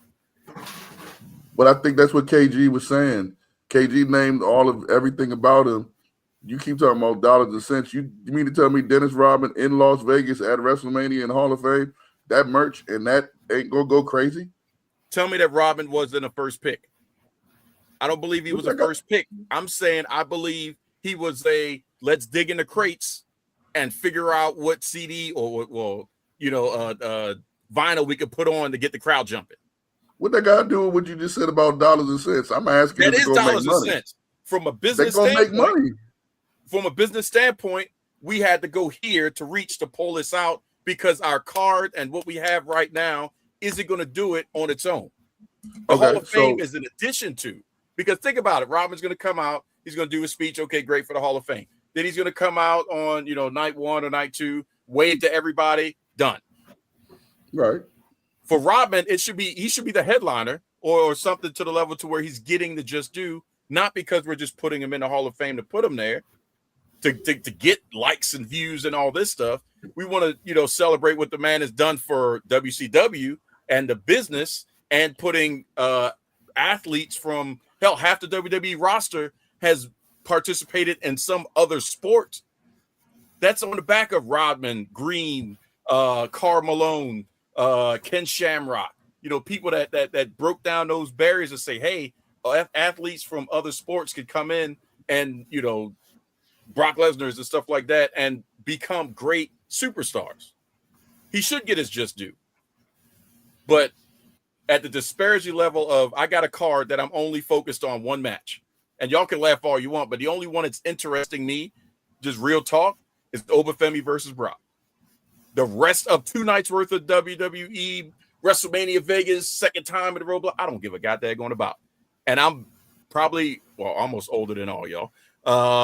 And I've been watching wrestling for that long. Pirating WrestleManias with got that going aluminum foil and a hot box sometimes from back in the day. For those that know, but man, don't care. One match. That's all I got. Sumo. That's WrestleMania for me. Was that Sumo? What did they do to him? Why he so mad? I don't know. I mean, because it's the bullshit. This is one of the biggest WWE marks I know. So I mean, But anyway, that should tell you something. That should tell you because they've come on me multiple times. Oh, you're just a mark. You just love WWE. You don't want to give this a chance. You blah blah blah blah. You got the blinders on. I'm just saying it how I see it. And this year is some hot damn garbage. Don't know if I'm gonna really watch it because I don't have to because I can see it on YouTube or X. You're not gonna watch WrestleMania? Give me a reason to watch it. Because you got a show. Y'all there looking at me like this dude don't know what the hell he's talking about. He on his own personal vendetta. Give me a reason to watch. You have a show that you do every Saturday. Yeah, like night. Hey, like the kids say, that was kind of cap right there. That was. I'm just serious. Why do I need to watch it if I could get the whole damn show on X? I mean, sit there through 4 hours, 5 hours, and trust me, I used to sit through WrestleMania. Was that WrestleMania 24, where they did 24 hours of WrestleMania, and you pay for that? Guess who recorded all 24 hours of that shit? So I'm telling you, I watch some WrestleManias religiously. That's a national holiday for me. That and the Orioles day 1, opening day at Camden Yards. That was just, period. Had to be there. Had to watch it. But this year, there's only one match that I have to watch, that I want to watch. Everything else, I can just open social media and find out what happened. And then, shoot, I can lie up a storm to act like, I'd watch the whole thing and do a damn podcast after React Show. Did y'all see that? Yep, I could talk about that 30-second clip for about 4 hours. Can't believe that happened. And then we done a show, book it, and it's locked in the books. Could that be done? Damn right. I'm guessing you enjoyed Revolution. I thought it was cool for the things that I saw. I actually enjoyed Revolution. Oh my gosh. I haven't watched AEW in a long time because AEW hasn't given me a reason to watch. Hey, Mel. Yo. Tony Khan's father got to him. He called him on the phone. He said, I need you done to watch the show and trust the WWE ever since my son gave Punk CM the monies. Well, see, hey, let's go back to it. Y'all need to go back and watch some of our shows because these fools have talked about me. Man, you can't believe he just AEW this, AEW that. I'm just fair across the board. If it's good, it's good. If it's bad, it's bad to me. I'm just saying that for this year, for me, this WrestleMania is not hitting on any level. So I'm looking for reasons to sit for 2 days and pay extra money to go ham with, Chinese, whatever we're going to do it up. And, I do lights. It's a spectacle in my house for WrestleMania. What's your one match you're trying to see? Oba and Brock. I feel like social media got to you. Not Punk and Roman. Nope. I feel because like the story isn't there for me. They're not telling the story properly. What's the story supposed to be? What's the emotional investment that we should have as fans for CM Punk going against Roman Reigns? Punk said he was going to bury Roman next to his dead father. Like what? That's all it takes for you to be emotionally invested? You got a dead father? A one-liner. There's still years of issues between the two of them. That's what a one-liner. A one-liner got you hooked. Come on now. If you were speaking this negatively for good reason. If you were speaking this negatively about Jade and Rhea, I would totally understand what you're talking about. But after the week that WWE just had building this WrestleMania, I think it's your opinion. You jacked up with the fact that Jade is whipped up on two people for what, 6 months? B-Fab and Mia Yim. Well, Mia Yim a little longer than that. And then now all of a sudden, Jade got some back. Baddies are back. The baddies are back. Well, that's why I said we reached to, because we couldn't do it on the mic. Now we got to build this. Now we got adversity for Rhea Ripley. Oh my gosh, how's she going to defeat 3 people? Really, y'all? That's the story. They doing the same thing that AEW did. That's it. I didn't say they tried to be better. I'm just saying they tried a different avenue with Jade, right? They tried a different way in presenting Jade. They put her next to Naomi. They put her next to Bianca. People shitted on her that whole time. Good at the mic. She should have been next to Paulina. Now they doing the same thing. Copy from 1-5 from AEW. Brought it over to WWE. We're gonna put the WWE production and camera and lights on her and see how it goes from there. Or she'll end up in TNA. I think she's still about to win. I think she's about to win. Jade? Yeah, she's gonna retain. I hope so. Because everybody's betting on Rhea. Oh, Rhea's gonna, it writes itself. That's why, again. I see her retaining now. Yeah, that's what happened before yesterday. I didn't see her retaining. We just recorded. I said the exact same thing, Sumo. I said the exact same thing. Rhea was going to win because Jade can't talk. Well, neither one of them could talk. Girl, neither one of them could. Rhea's way better than Jade. She's good enough to build this. Rhea only sound good whoever standing in the ring against her. Rhea only sound good whoever standing in the ring against her. That's because the only person that she had against her that could talk was Charlotte. That was the only person that just eclipsed her, in my opinion. Everybody else, not good on the mic. Here's the thing. And this is kind of how we got on this show when we first came on this show with KG. We're talking about the women. Majority of the women can't talk. I agree. So that's the problem. That's part of the problem with their women's division, that their women's division can't talk. But I mean, like I said, if you were talking about this feud, I get it. Jacob Drew is heating up. Yeah. Y'all okay with the spot that we just saw on SmackDown? Oh my gosh, they fell off and get the medics. Y'all good with that? You're not good with it because you've seen it 80 times. But exactly. But it's not a bad spot, bro. Like, that's what I mean by, like, sometimes with wrestling fans, especially I'm going to say us older ones, because I'm a part of that too. We've seen pretty much down there almost everything you can do, except that sick shit that Hangman and MJF that was disgusting. That's some over the top shit. But everything else was pretty much syringe in your mouth. No, that's some King of the Deathmatch type shit back in the. Yeah, that's OG. I know you pop sumo. That's Terry Funk, Cactus Jack in Puerto Rico type shit right there. Yeah, some shit that ain't nobody seen. Ain't no tape or nothing. There might be an 8mm reel on that shit. Film. But see, those are the things. On that shit. That is why AEW, and this is why I get, because again, it's your opinion. I don't want to shit on your opinion because it is your opinion. But this is why I think AEW just dropped the ball and they helped WrestleMania with that main event. That main event made half of their viewers not want to watch that shit no more. Yep. And they going right back to the like that. Hangman MJF? Yes. Remember Hangman and Swerve just did the same thing not too long ago. Hangman and Swerve. I mean, all of Hangman's Texas death matches have been like that. I can't take Swerve serious, so I totally forgot about that. So I get what y'all saying. Like, I'm not one of them Swerve guys.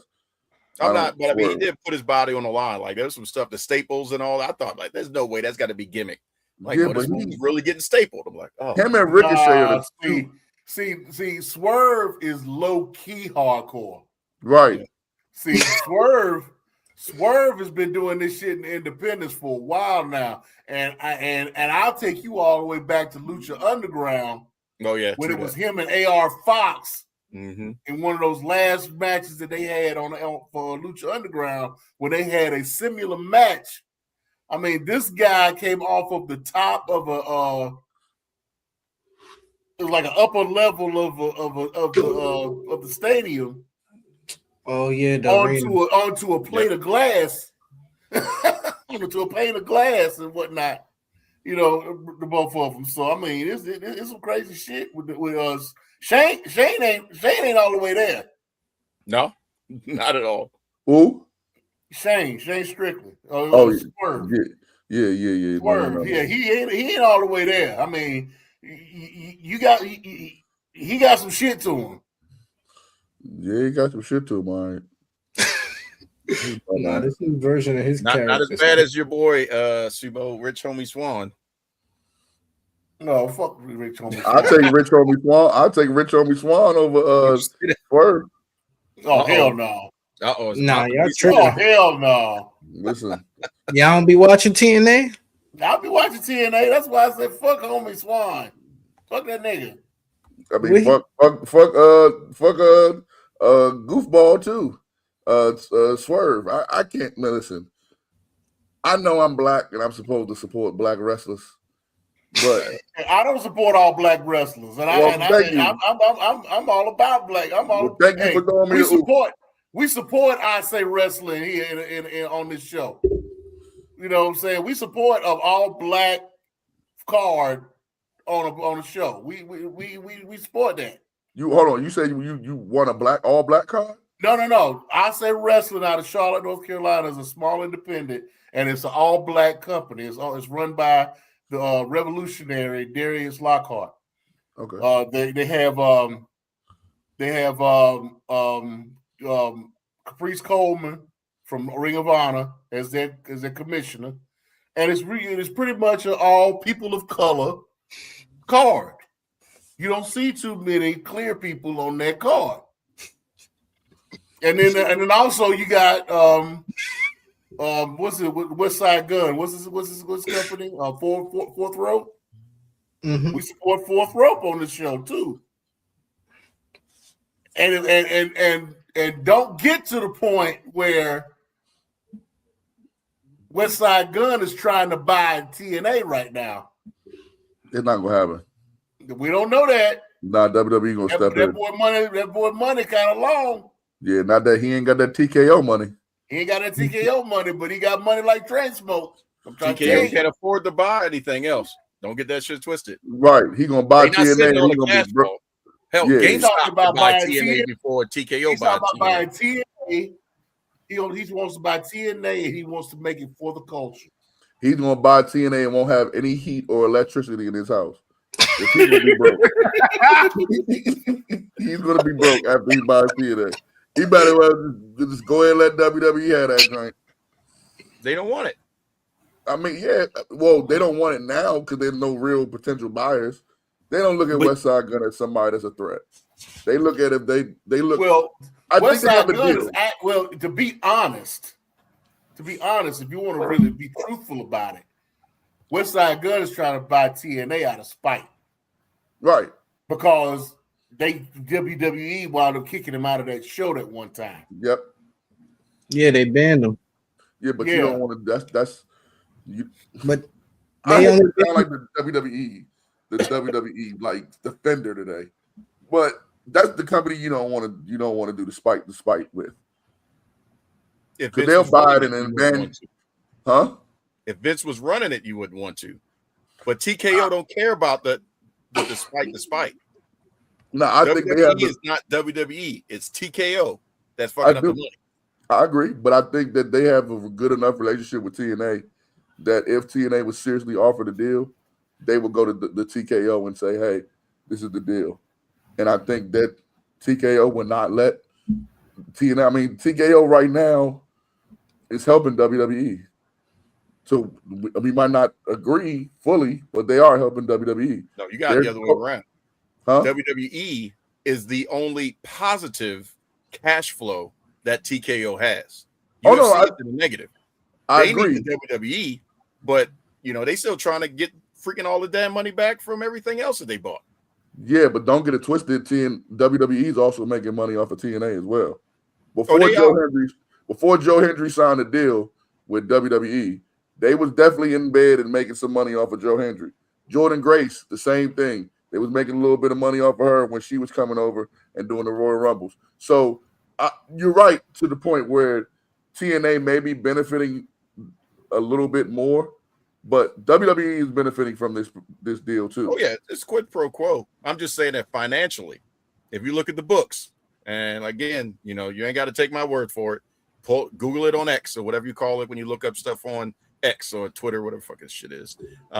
You will start to see all the postings about TKO and the negative that they're in and how they're trying to recoup on the back of WWE. And that's why I'm looking at WrestleMania. I'm not looking at the shit. I'm not fanning out. I'm looking at it from the dollars and cents.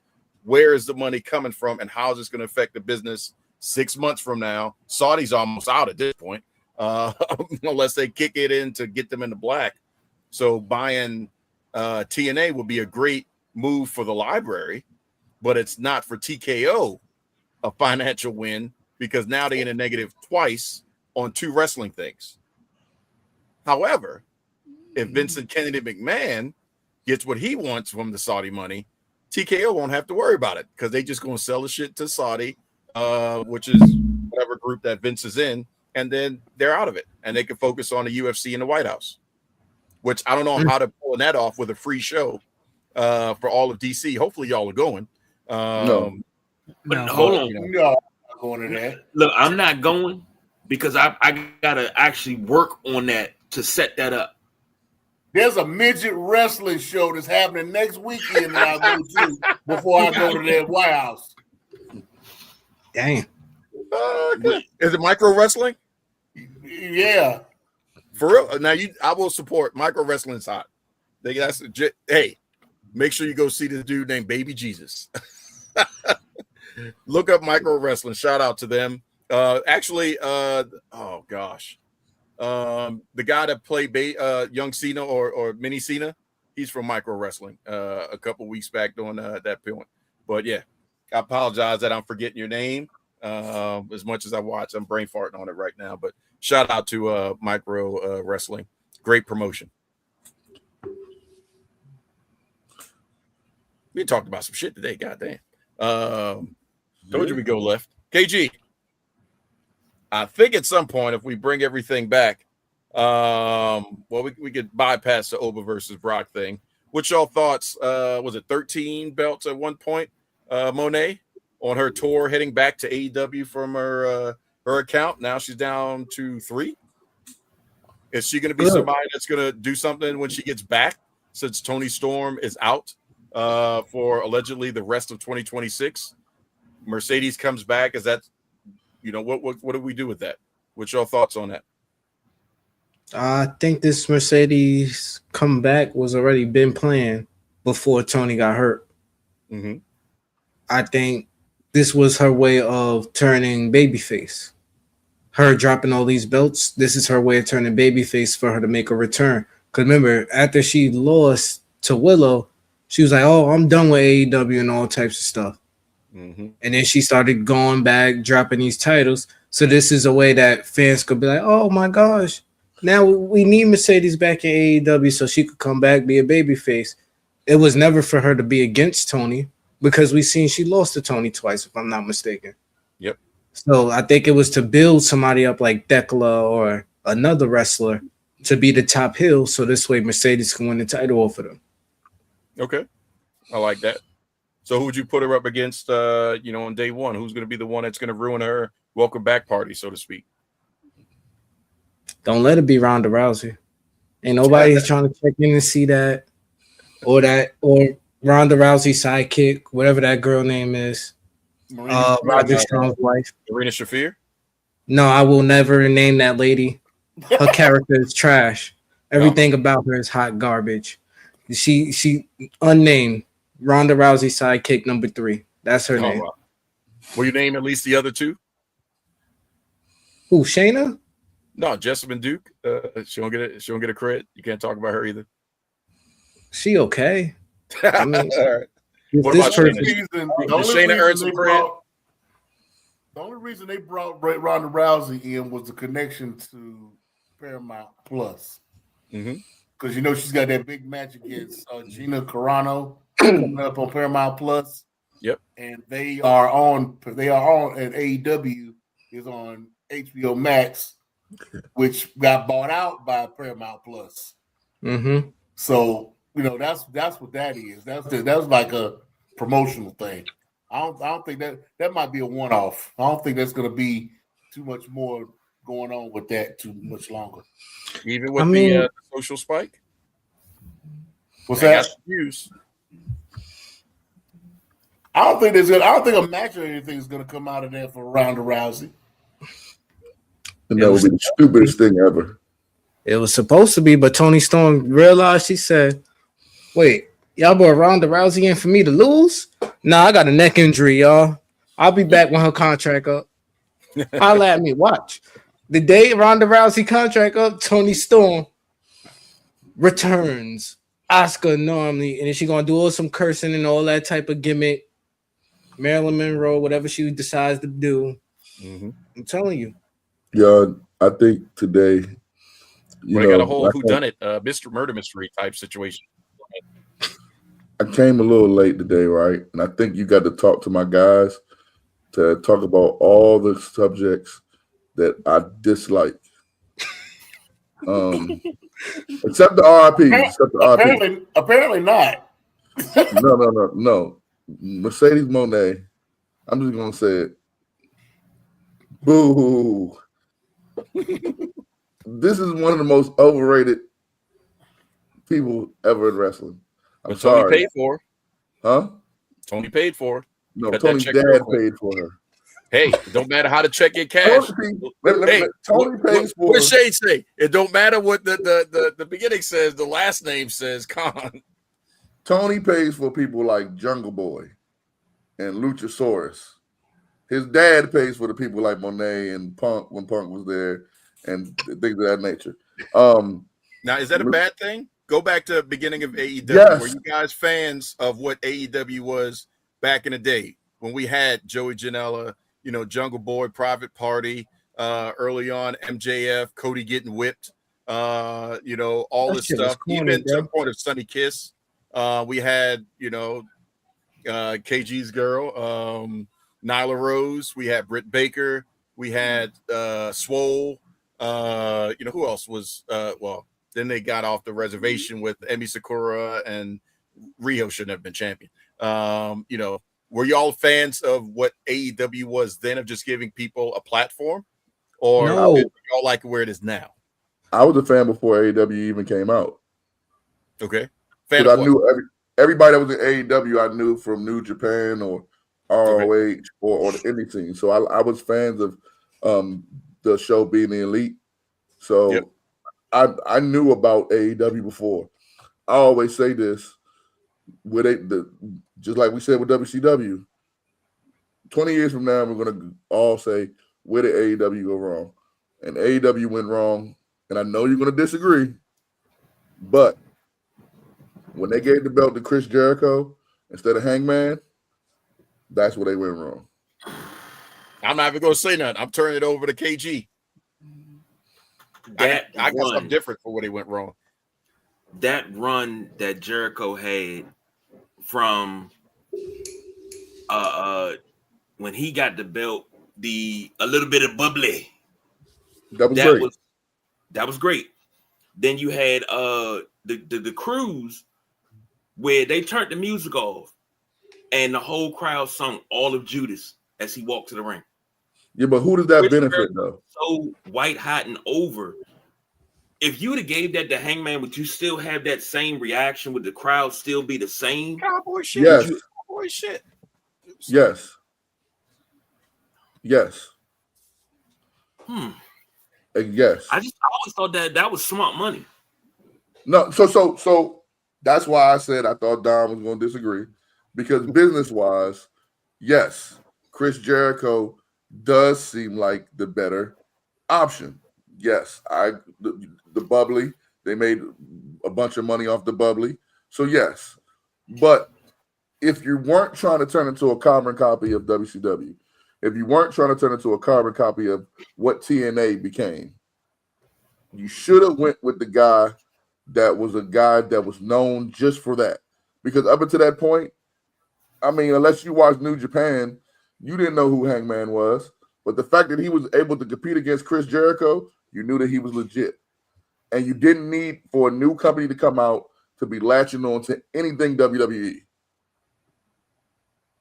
That's just my opinion. I think that they would be in a way better position if they stuck to their guns. They had enough talent. First of all, for real, if you want to be honest, the person that should have been their champion from a jump was Kenny Omega.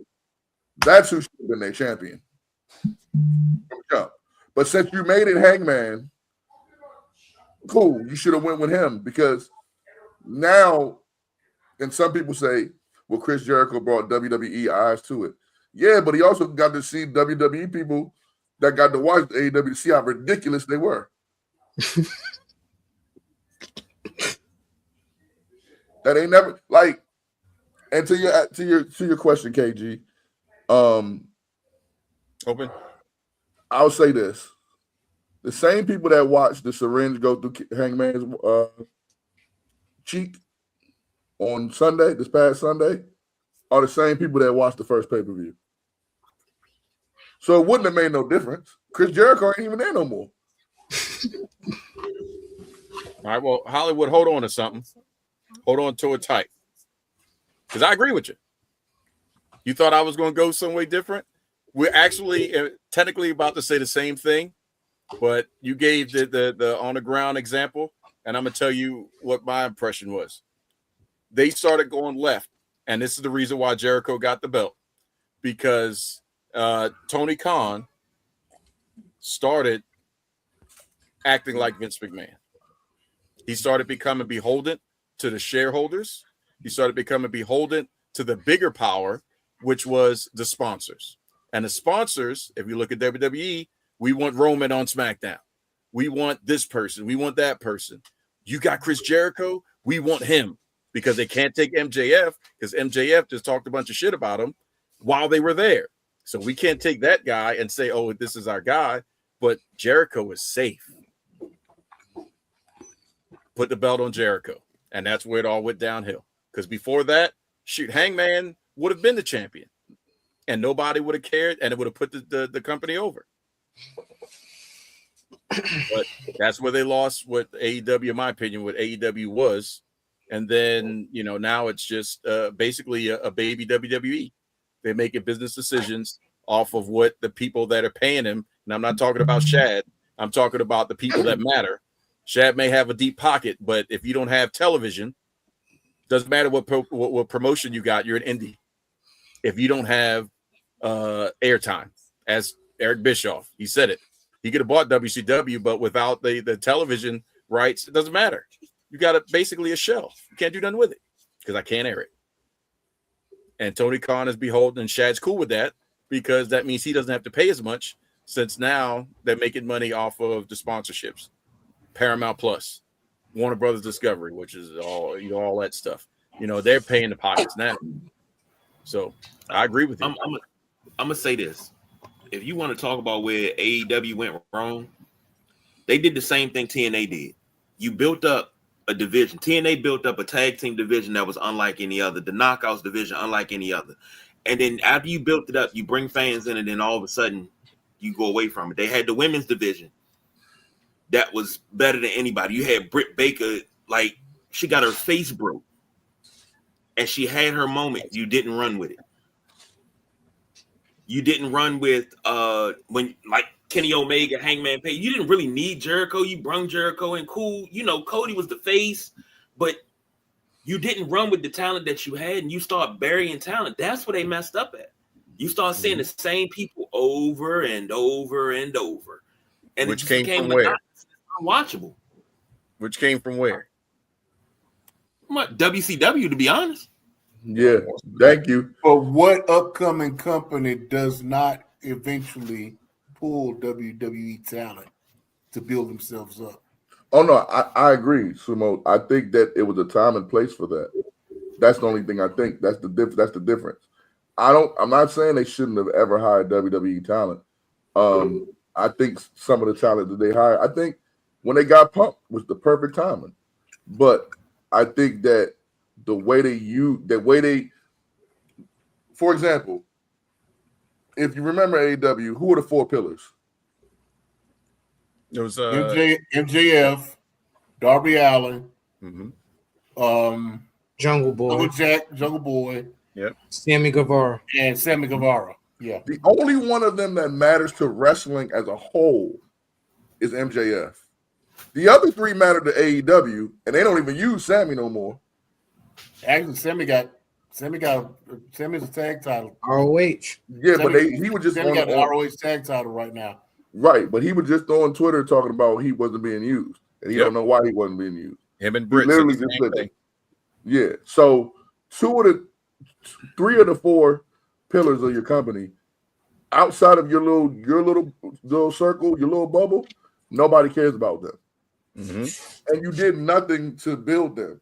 When that's the one thing I appreciate about Punk's run there. As much as people can say whatever they want about Punk, or they dislike him, or this, that, and the third, he fought all of those people that he thought, that we all thought as wrestling fans should get the exposure.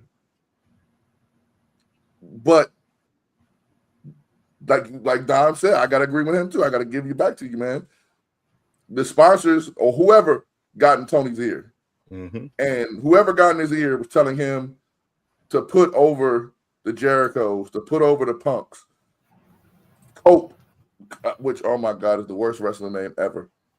Cope. They got Cope. They should have, AEW's first 5 years should have been building stars and building around the ones that they have, like Kenny Omega, Hangman, maybe Cody, because that could have made Cody stay. Yeah. That's putting that dumbass stipulation on them from the beginning. You can never fight for the belt. Well, then what the fuck are you in the company for? Exactly. Exactly.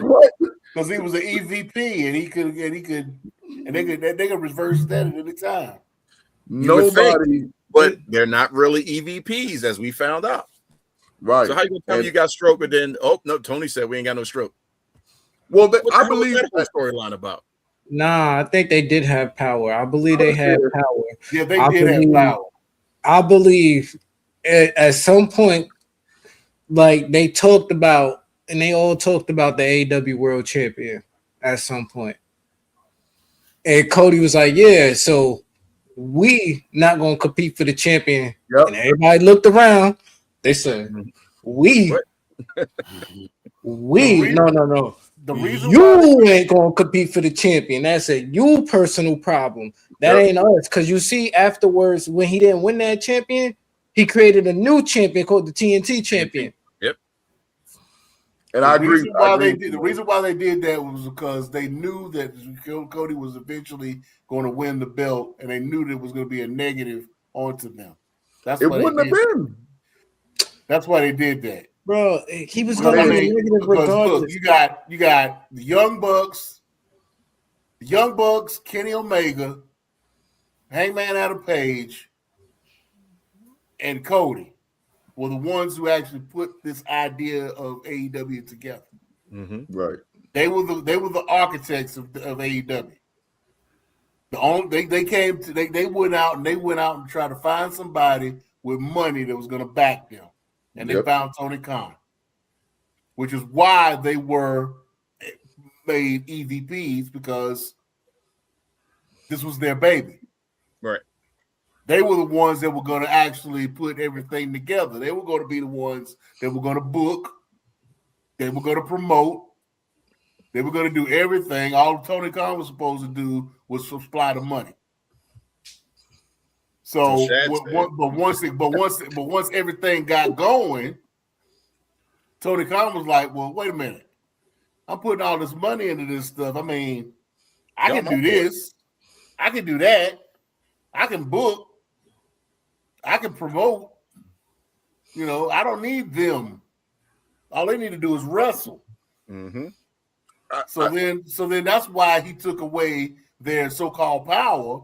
Sound like Vince, because he was the one with the money. They didn't have the money. They didn't put up any money. It was all OPM as far as they were concerned. Yep. So that's why that happened. And then, like I said, everybody was expecting Cody to be world champion, but then they was like, "Well, does Cody really need to be champion?" Yes.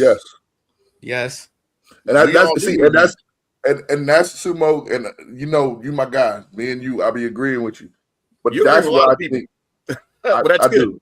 I like. Before you go ahead, everybody apologize. I got to jump off. I'm gonna let these gentlemen go ahead and have a great discussion. But thank you guys for joining us as always. We'll see y'all again. I'll see you again sooner or later as we get close to WrestleMania. But I'll see you guys soon. Thank you. Yes, sir. Later. I think Sumo. I think what Mel said. I think that we'll never get to hear it from Cody's mouth, but I think they had an agreement that they were going to push new talent because it seemed like that's what Cody wanted to do. Right. And then I think once everybody started going into business for themselves, that's when Tony. I think the very first beef in AEW was not Punk and the versus the Elite. No, I think it was Cody versus the Elite. No, I think it was actually, you know where I think it was? I think it was Tully versus the younger talent. Yeah, okay. So, yeah. Tully Blanchard came in and he was supposed to be like this mentor, this advocate for everybody in the back. You know, I'm a horseman. I've been doing this for decades. Learn from me. Come to me and learn from me. And nobody came to him. Nobody. Jake too. Jake Roberts, the same thing. So you got all of these veterans that were there to kind of teach and train, and you got all these younger guys like the Jungle Jack Perrys and Darby Allins and all this and that wasn't really listening to them. They're like, yeah, you old, and that was back then, and that's what was happening then. And, none of that is relevant now, which is bullshit because everything comes back. Correct. At some point. So that was where I saw the change come. Now, with the CM Punk thing, that was just extreme, and that made camera. That was brought to the forefront by they dumbasses though. Yeah, by them. But you're right. Right. Multiple times. Like y'all gotta remember, like they the ones that mess with Punk. Hangman did it. Jack Perry did it. The Bucks did it. So they're the ones that mess with him. It's just the fact that he the one that reacted as far as some people go, not the way that a business person should have reacted. So it's just like. Plus, he had backup because he had Ace Steel with him, and he had some of the other veteran wrestlers that were like, why y'all fucking with Punk like this, And Larry. Why you bringing Larry into this? Because they said Larry bit somebody. Yeah, and then they also said Larry got the door smacked on him. Larry bit Kenny Omega during that altercation. See. But hey, Larry did what he was supposed to do. Yeah, he was. Yeah, he did. Protecting his owner. Larry a gangster. Larry, that motherfucker. See, you see how I reverted. I got. It's like I reverted us from Mercedes Monet because she's so overrated. We talking about Larry. You went from one bitch to another. Hey.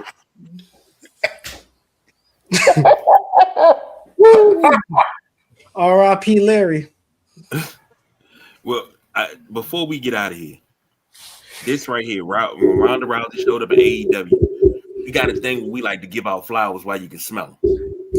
And Hollywood T was in the daggone comments last week, and one thing that we agreed on, she don't like WWE, and that's she gonna show. He said she gonna show up at AEW. I'd be damn, not even 24 hours later, the bride showed up at AEW. So I got to give you your flowers, man, because you called that. I don't know what phone calls you put in. Hopefully that you get your check, because we ain't never got ours. So hopefully you get your check for calling that. But geez, man, I'm gonna be honest with you guys. I don't even know why she would show up other than to promote this BS fight she gonna have, which I'm not even really interested in, but I throw it over to you guys. I mean, I start with King Mill and just the money's good. Huh? The money good. The money is good. The money is good over there. I could just imagine what she getting over there. The money is good. She ain't really got to do much. Especially if the person that she was supposed to quote unquote wrestle is hurt. The money is good over there. You think the money better than WWE? Walk out. All she had to do is just walk out and get that check. She got to, matter of fact, pull a Goldberg. Take a little bit of the pyro in, walk down, make a woman tap out, go right back home, collect your check on the way out. Be standing right there in Gorilla TK. Here you go, Rhonda, each week. But here's the thing, though. It ain't even gonna get to that. Like I said, this is a one-off. That's even better. She came there to promote her fight, to put her face on television, to promote that fight. She got that check without taking around one bump. I don't think it was supposed to be a one-off. I think they was gonna, because I think they building towards Wembley again. So over there, that's their little fake WrestleMania. Let's just call it that, Wembley. So I felt like she was gonna have a match against Toni Storm over there. That's what I felt like it was going to take place. But we will never know until about, in a year and a half when Ronda get mad because her contract is over. So now she want to shit on AEW while she get her hair braided and whatever else she does that she was doing when she was cursing out WWE. She made her teammate look like a sucker in the process. Her teammate been a sucker. That lady, she who shall not be named, been a sucker. Whatever she's with, they trash. Everything she's done in wrestling has been trash. Yet she still shows up on my TV. This is why I don't watch AEW. See, because they keep trying to promote this woman as some badass killer, and you just lost to Tony Storm, then turned around and lost to Tony Storm's sidekick the next AEW event. So, no. Mm-mm. And now you gotta have your big bad friend come fight your battles. It don't make sense. You got a woman that be beating up on men, but can't beat a woman half her size. Like, make it add up to me, bro. She be walking down. Champagne bottle upside the head is kind of, a game changer. Yeah, do that to the women then. She did. That's how she won the match. Mina Shirakawa hit upside the head with a champagne bottle. Bro, you can't be walking down on grown men, choking them out, yoking them up, throwing them around, and then lose to women the size of Darby Allin. Like, it's just not matching for me right there. It's not matching. Like, come on, bro. It don't make sense. That's why we can never not watch WWE, bro, because AEW makes so much not sense that even the bad stuff on WWE that like don't make no sense, it still make more sense than what's going on over there. WWE done used Danhausen so much better in 2 weeks than he was used for the whole 2 years he was at AEW. They gave my man a cannon. Oh, Danhausen got 5 shirts on WWE shop right now. I was telling my guys that earlier. Bro. Danhausen got 5 shirts. We can name so many people that. You saw that interview backstage with The Miz, right? He was like, look, I've been in WWE for 20 years. Yep. I ain't got one shirt. I got no concept art at all. And this guy walks in out of a crate, get booed by everybody in Chicago, and he got 5 shirts. And he's a top merch seller right now in WWE. And has not taken one bump at all. He about to be Jelly Roll and Danhausen versus The Miz and Kip. No, Jelly Roll got Kit Wilson first. True. They better not do that at WrestleMania. No, they're doing that on SmackDown. But I guarantee you Jelly Roll will have a role of some kind in WrestleMania. Absolutely.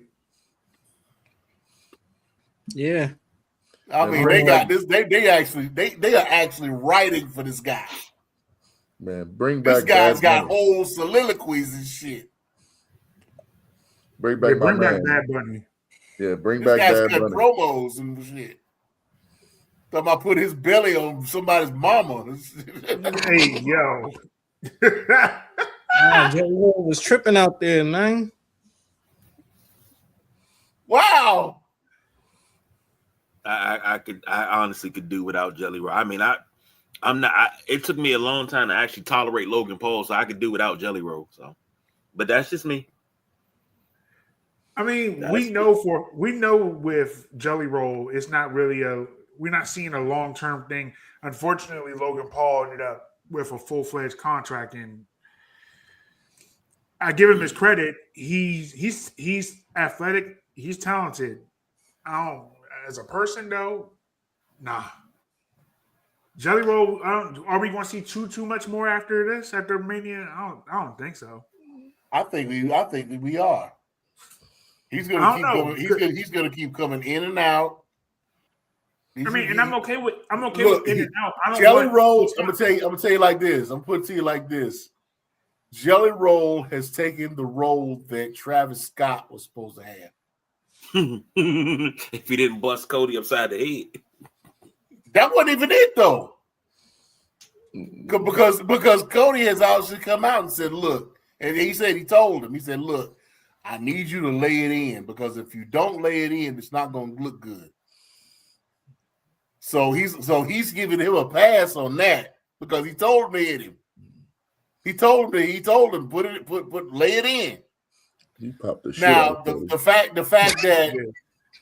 that Travis Scott got lazy and didn't want to put in the work in the PC and wasn't showing up when he was supposed to be showing up, that's what that issue turned into. Nah, he didn't get lazy. He got smart. He waited for that check to clear. He was clear. He was good. He got smart. Jelly Roll is actually willing to take bumps.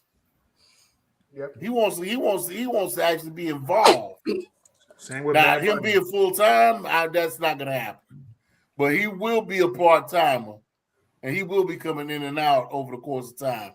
He's gonna be around for a good while. They're gonna treat Jelly Roll just like they treat what's that asshole they got in AEW?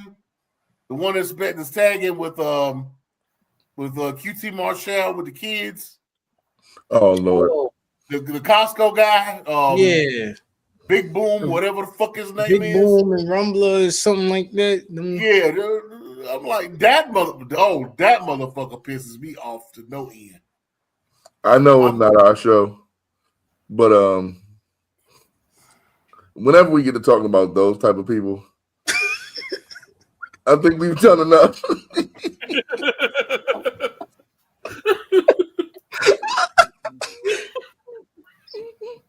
The Rizzler, listen, man. Oh my gosh. And to think, my favorite drink brand, Arizona, gave him a damn drink. The little white boy. Yeah, they gave him his own drink. You can buy it on the website. It comes in a box with a T-shirt and the drink and some other crap that comes in the box with it. I'm like, really? You gave this little motherfucker a drink? You need absolutely no talent nowadays to get on. All he's doing is sitting up there looking goofy and shit, rubbing his face with his finger. Got to stop making stupid people famous. That's pretty much it. They go to Costco. They make a video of them going to Costco and buying cookies, and all of a sudden they famous. Hey Jay, Will, we're gonna send you to Aldi's and we're gonna make a video. A video you buying fruit from Aldi's.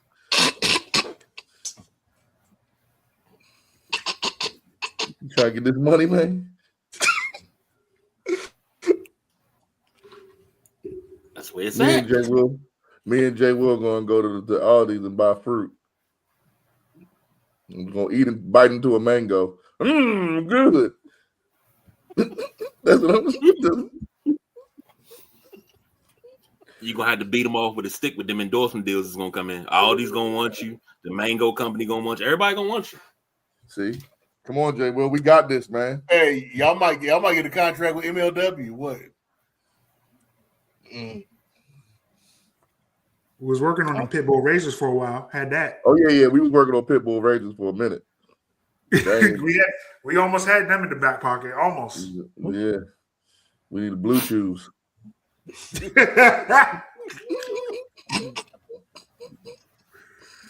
Wait, let me holler at BetterHelp. Let me see if they got something for us. We need that. Get some blue shoe.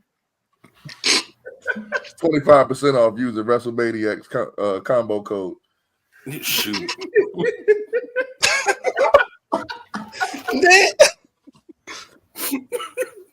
That's what that theme song sounded like. That's what Dom. Hey, that music is all done, brother. Hey, that was not approved by me at all. I didn't have nothing to do with that. Can we ask? Can I ask for my guys? Don was here earlier. He's gone now. We know. we can talk shit about him. Go ahead. Okay. What did they do to make that nigga so mad?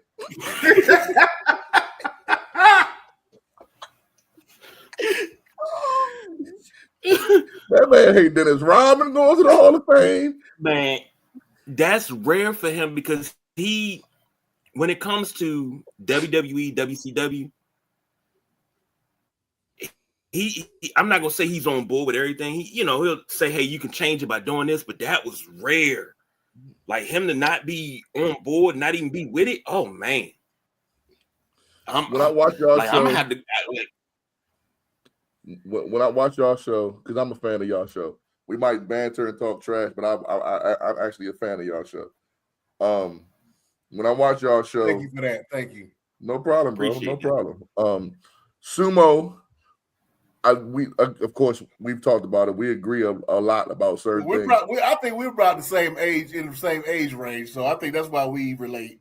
But one thing I see today from both of y'all, the Sumo usually will, from what I've seen, he will usually cut the shit. Like, hold on now, whatever.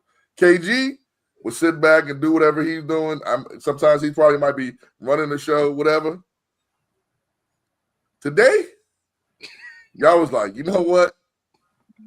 If he on that island by his motherfuckers up, fuck it. Sometimes you just gotta, He said they're reaching with Dennis Rodman. Like, nigga, they didn't reach with fucking Kid Rock. Like, they didn't reach Snoop Dogg. Huh? When they did Snoop Dogg, that's what pissed me off. And I was like, why? Oh, he's going in the celebrity wing. Why? He did 1 year WrestleMania and that put him in the celebrity wing. Are you serious? I mean, but let's look at the whole celebrity wing as a whole. Who out of all the wrestlers in the celebrity ring makes sense? Nobody. Pete Rose. Yes, Pete Rose.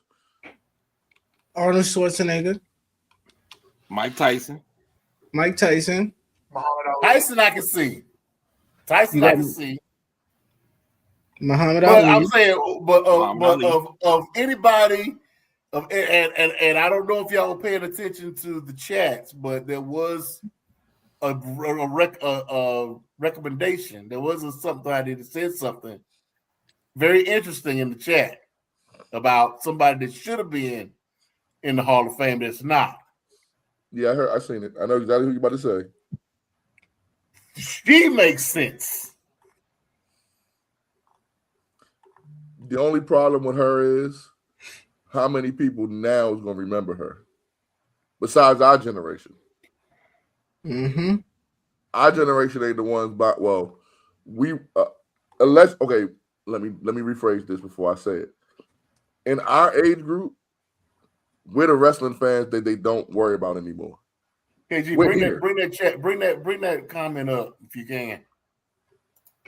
We're here. They don't care about us anymore. They care about the newer fans. So I get what Don is saying, because realistically, Rodman is kind of like, to me, it's kind of too late to put him in. They should have did it when Hogan, like he said earlier. Oh yeah, because Hogan would have been perfect to bring him in. Yeah, they should have did that. Rodman makes no sense really without Hogan. Right. Because who's going to induct him? Nash or Bischoff. Bischoff. Probably, it'll have to be Bischoff.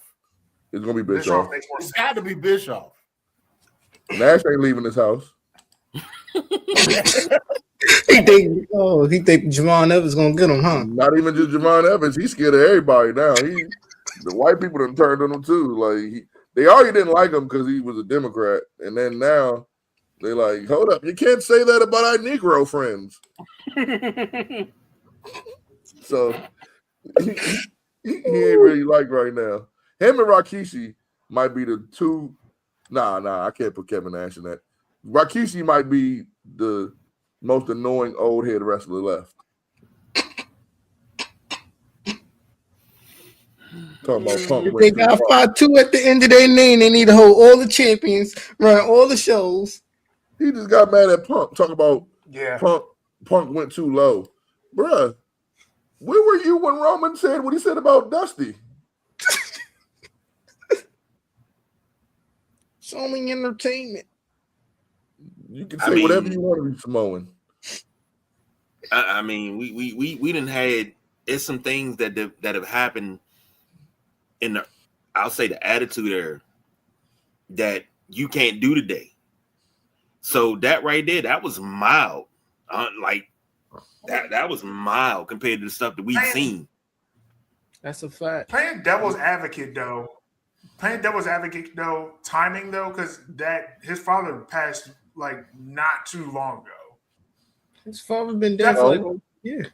So Paul Bearer passed, and the next day he was rubbing catnip on himself. Right, he was. Paul Bearer died on like a Saturday or Sunday, and then by that Monday, CM Punk was pouring the urn on himself. Let's not again, bro. That's what me and KG, man, revisionist history. We be forgetting, dog. The big boss man. Oh, drove the car, put the coffin to the car, Big Show's daddy car, and drove around. Now we know now there's not Big Show daddy for real, but just the optics of it. Come on now, like I'll say this. I don't think that feud needed that. I don't think that feud needed that comment from Punk. I will say that. I don't think it needed that. But are we really mad about it? Like, come on, man. We've heard way worse. Vince McMahon said he wanted to fight Jesus. Plus the fact, Roman had to have approved that. Yeah. But Vince McMahon fought Jesus, bro. Or God. Was it God or Jesus? Who he fought? Which one was it? God. He called God to the ring and gave him some funky music. He gave him the music they had for the intro.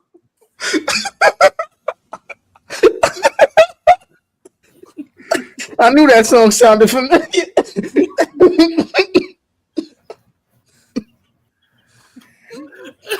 God be listening to Baltimore house music. I can't believe he dissed Go-Go. He had the audacity to diss Go-Go. Oh, he always disses Go-Go. Always. Oh, jeez. Speaking of which, so I can make it into a reel. Please, you said my definition last week was terrible. Give me a proper definition before we get out of here. Proper definition of go-go. Which one do you want to go first, J-Bo? You go ahead, J-Bo. Okay. Go-go. Go-go is a form of music that is derived from originally disco that was made popular in the Washington, D.C. area that is heavy percussion based. What? Man, get up out of here, man. What the hell? He said go-go music is a live music genre that you have to experience. If you don't experience it, you won't appreciate it. If you just listen to it on CDs or tapes, you won't appreciate it. If you go to a go-go, you will fall in love instantly. This year we celebrated the 50th year of go-go.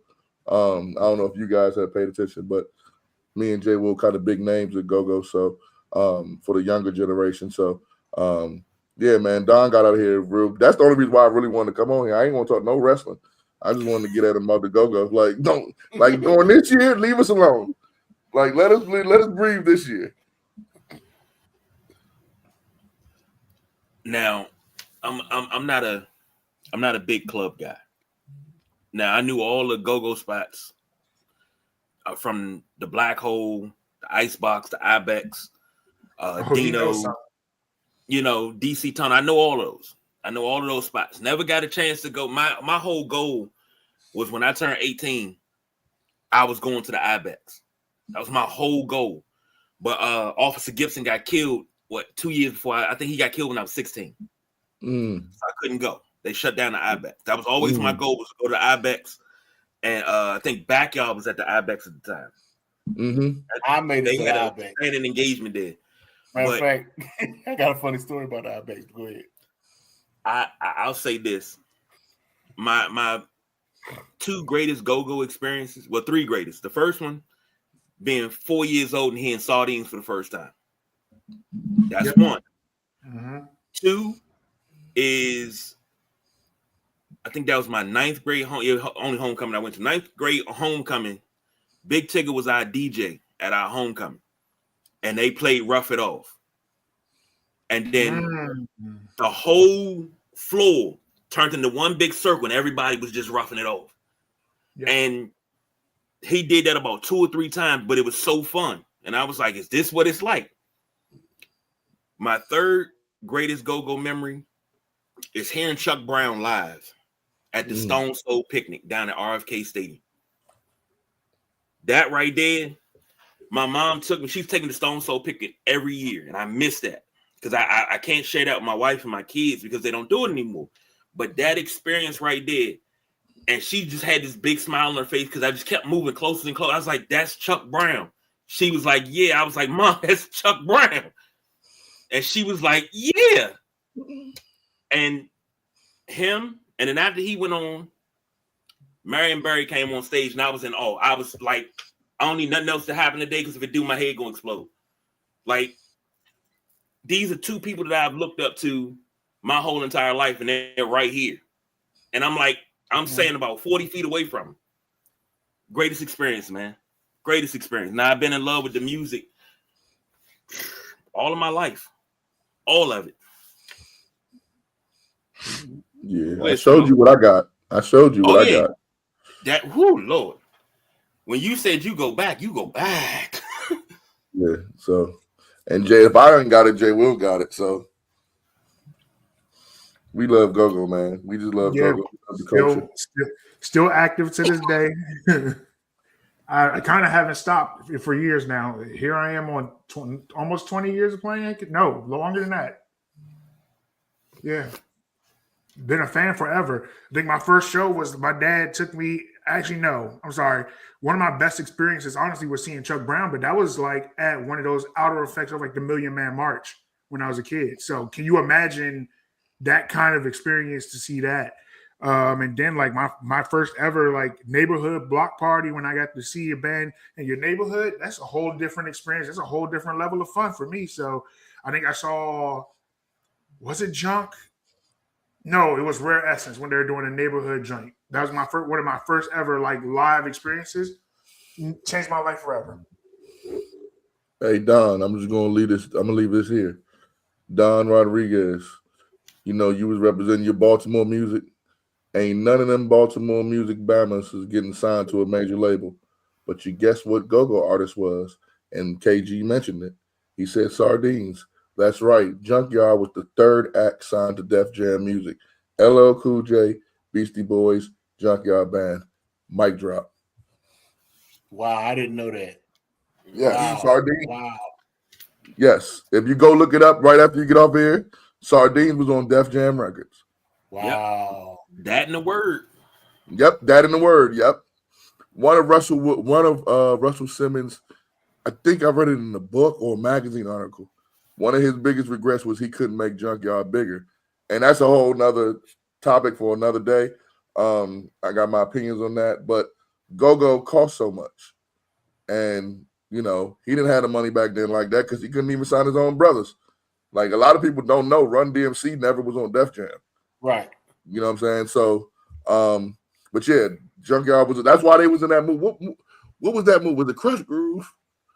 It was one of the movies. Are you talking about? Oh no, sorry. I'm thinking about Doing the Butt. That was a Spike Lee joint. It wasn't Doing the Butt. It was that was School Days when they were on there. Yeah. But Junkyard was in one of his movies too. If it wasn't Crush Groove, it was Tougher Than Leather. That was one of those two. Yeah, that was the other Def Jam movie. That really damn good. Yeah. Yeah, I didn't know about the Def Jam joint. Yeah, that's wow. Yep. Tougher Than Leather, 1988. Yep.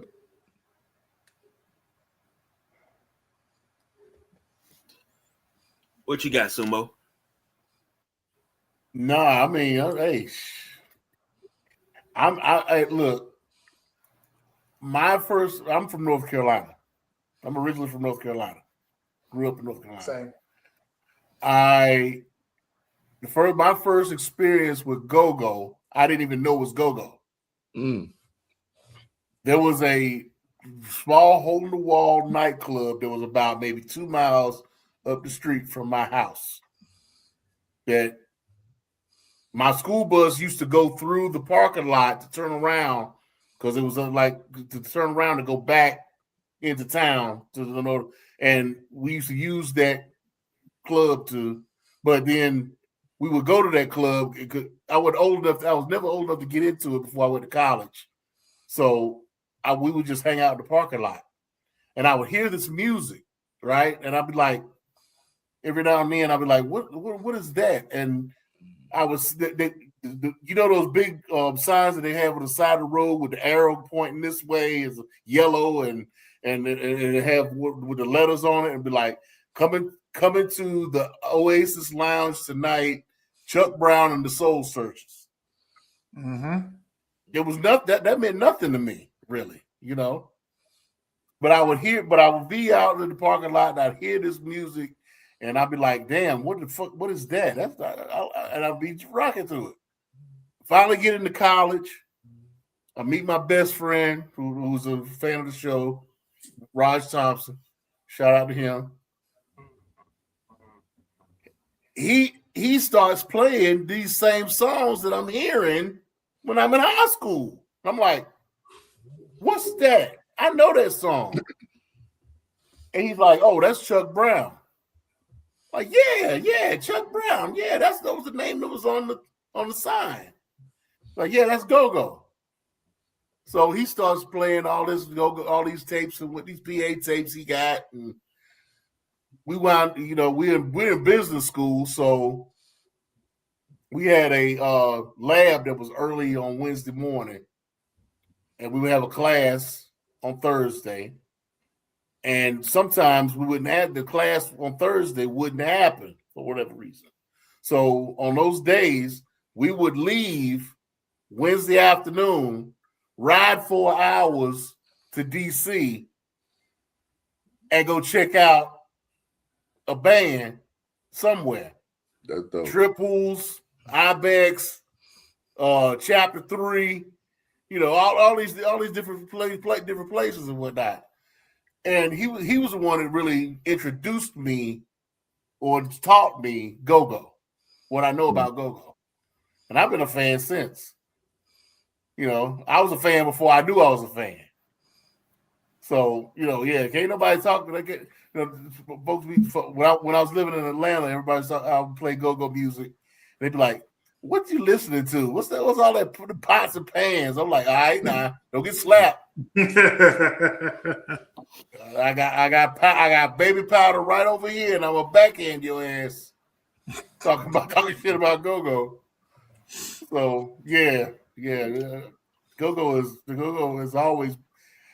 has been a part of my life before I even knew it was go-go. So yeah.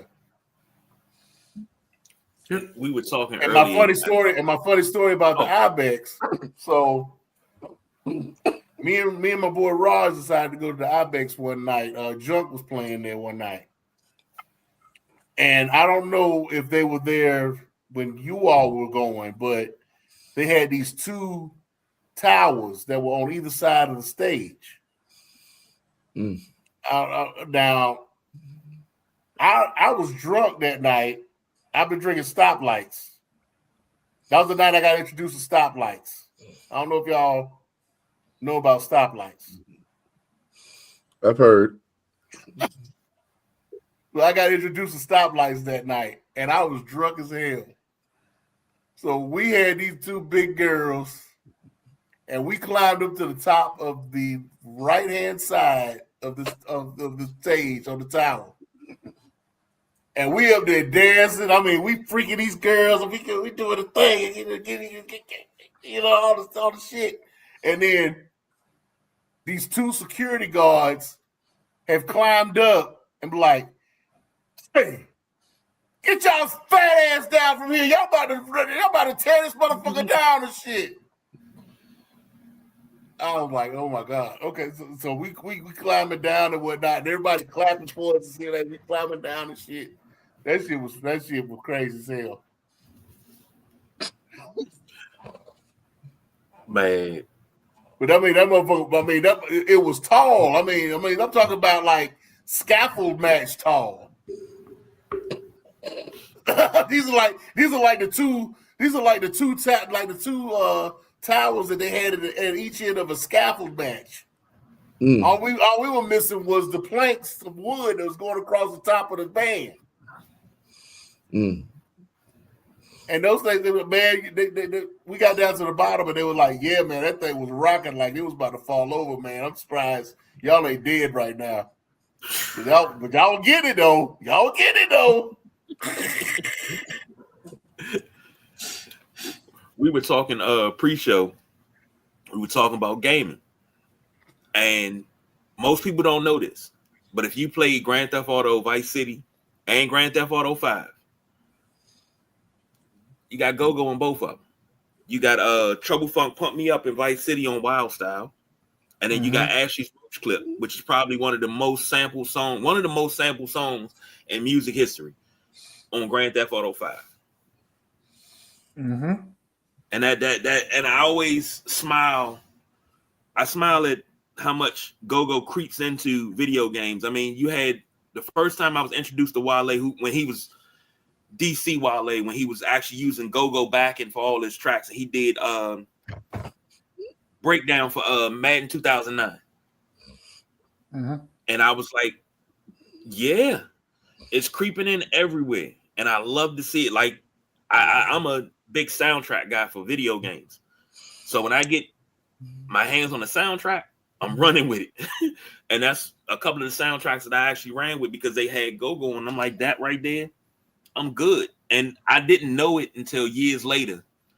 Gentleman I used to work with was actually the percussionist on the Salt of the Earth album with Chuck Brown and the Soul Searchers, and he actually helped build that drum break and actually wrote Ashley's Roach Clip.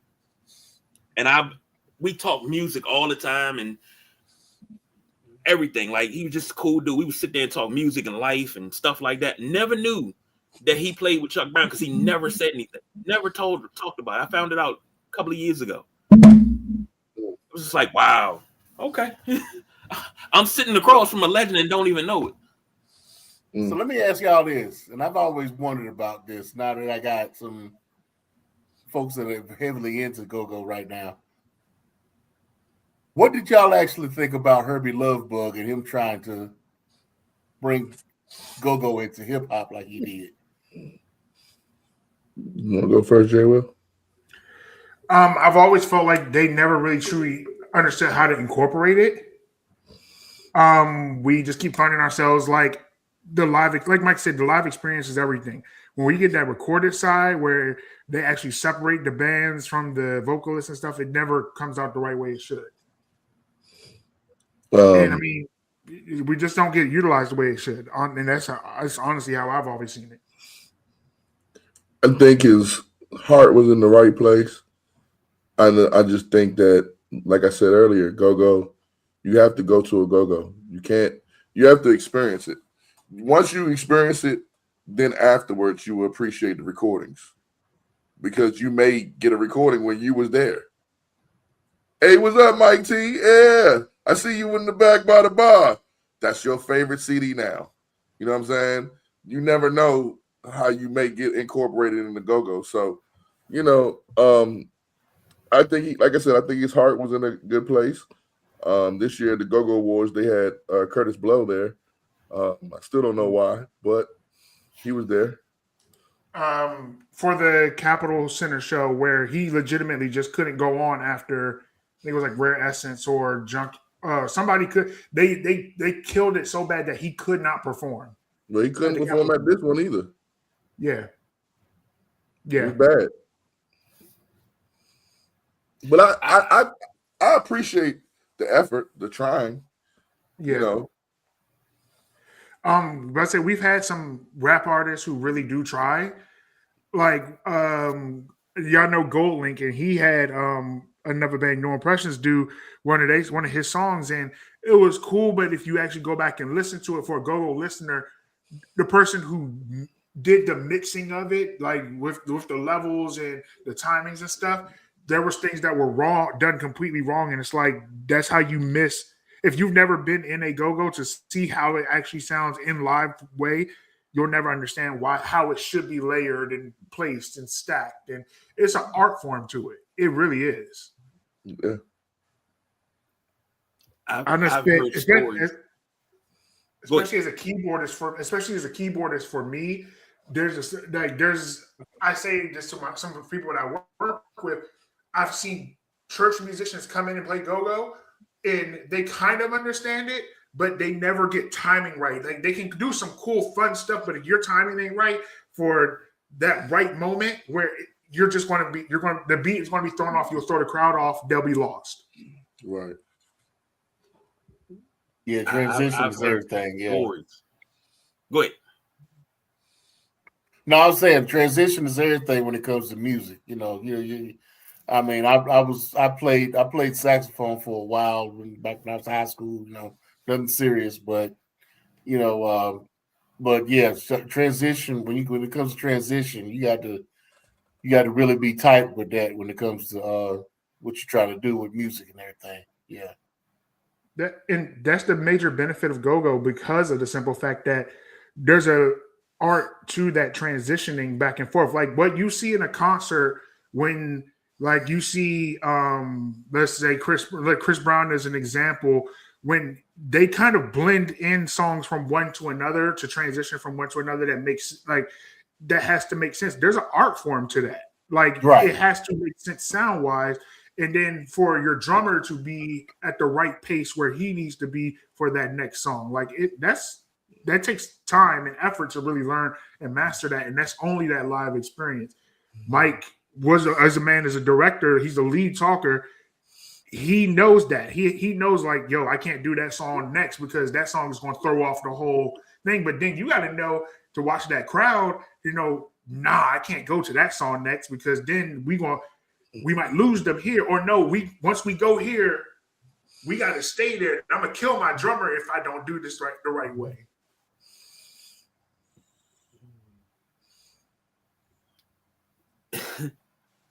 The thing about the transition, I'm glad that came up because I always talk about that Go-Go Live by Chuck Brown. That is the art of transition. Live at the 930 Club, the art of transition, because that was all recorded all together. And it just flows seamlessly. Like, man, I can't put it into words, to be honest. I can't put it into words to really describe exactly what it is, but I mean, that's what you guys did. So I heard the stories of hip-hop artists, rap artists not wanting to come to DC because whenever they did a DC show at the Capitol Center, it was always a go-go act on that would open up for them. And they said they would kill the crowd so much it's hard to go on behind it. And I've heard more than one person say that. But you've had all rappers who have also said that they could not do a show without a go-go set. Yep. They couldn't even set up a concert or a venue without having at least one go-go set on that card. Listen, I'm gonna go eat, but I got something for you guys. I've had a situation where both have happened at the same time. My band, we played in Black Bike Week, 2000. I want to say it was 8. It was 2008, and Myrtle Beach. Yep. Y'all remember the rapper Rich Boy? Yeah. Not only did he not want to rap after us, he actually literally was on the mic saying, "Bring the band back up here." We done put our equipment in the car. We about to try to come back home back home in the DMV, and he was like, "Man, bring the band back. Bring the band back. I can't do nothing after this." Like, what am I going to do? Nobody cares. So, yeah, I mean, go-go, and I'll end on this. Go-go is something, again, you must experience, man. You have to go to a go-go to really appreciate it. I don't care what band you go see. To Don, and this is something I want Don, because he says it's the same beat. No, it's not. You have pocket beats, you have socket beats, you have dope jam beats, you have breakdown beats, you have bounce beat, you have slow bounce beat, you have grown and sexy, you have, I guess they call it pots and pans, whatever you want to call it. There's different, just like there's different genres of rap. There's drill rap, there's backpack rap, there's all these different types of rap. It's the same thing with go-go. And unless you go to a go-go to experience it, just believe us. I was going to say something else, but just believe us. Just go to a go-go, get the experience. Yeah. And y'all said y'all deep in the go-go, and I mean deep into the scene. So y'all knew Stuffy. I knew of him. Okay. I knew of him. Yeah. It's crazy because I always say like that Stuffy actually my cousin, blood cousin, and I said, man, I knew he knew a lot of people, but he knew a lot. And he's one of the older cousins, so I didn't get to hang out with him as much as, the cousins that I grew up with. Because I tell people all the time, they say, well, you didn't know that? No, I knew that cousin, but I didn't get to hang out with him. I said, you got to realize we go from my oldest cousin would have been 60-something now. And I'm in the first generation, I'm the next to the youngest. So we got like 20 some odd years apart. So by the time we were coming up, they were already grown in the streets. We wasn't hanging out like that. So your cousin was a legend. Yeah, I'm finding that out. He's finding that out. I mean, he's one of them ones. And I looked at it and I was like, damn, because I started saying stuff, and when he passed, I started saying stuff, and people at shows, shouting him out, and I was like, wow. I didn't know. I mean, he was just big cuz. That's who he was. But it's one of those things, man. You never know, and it's make you proud, man. He made a name for himself, and I'm proud of that. So, gentlemen, we almost at the 3-hour mark. We got to let y'all go.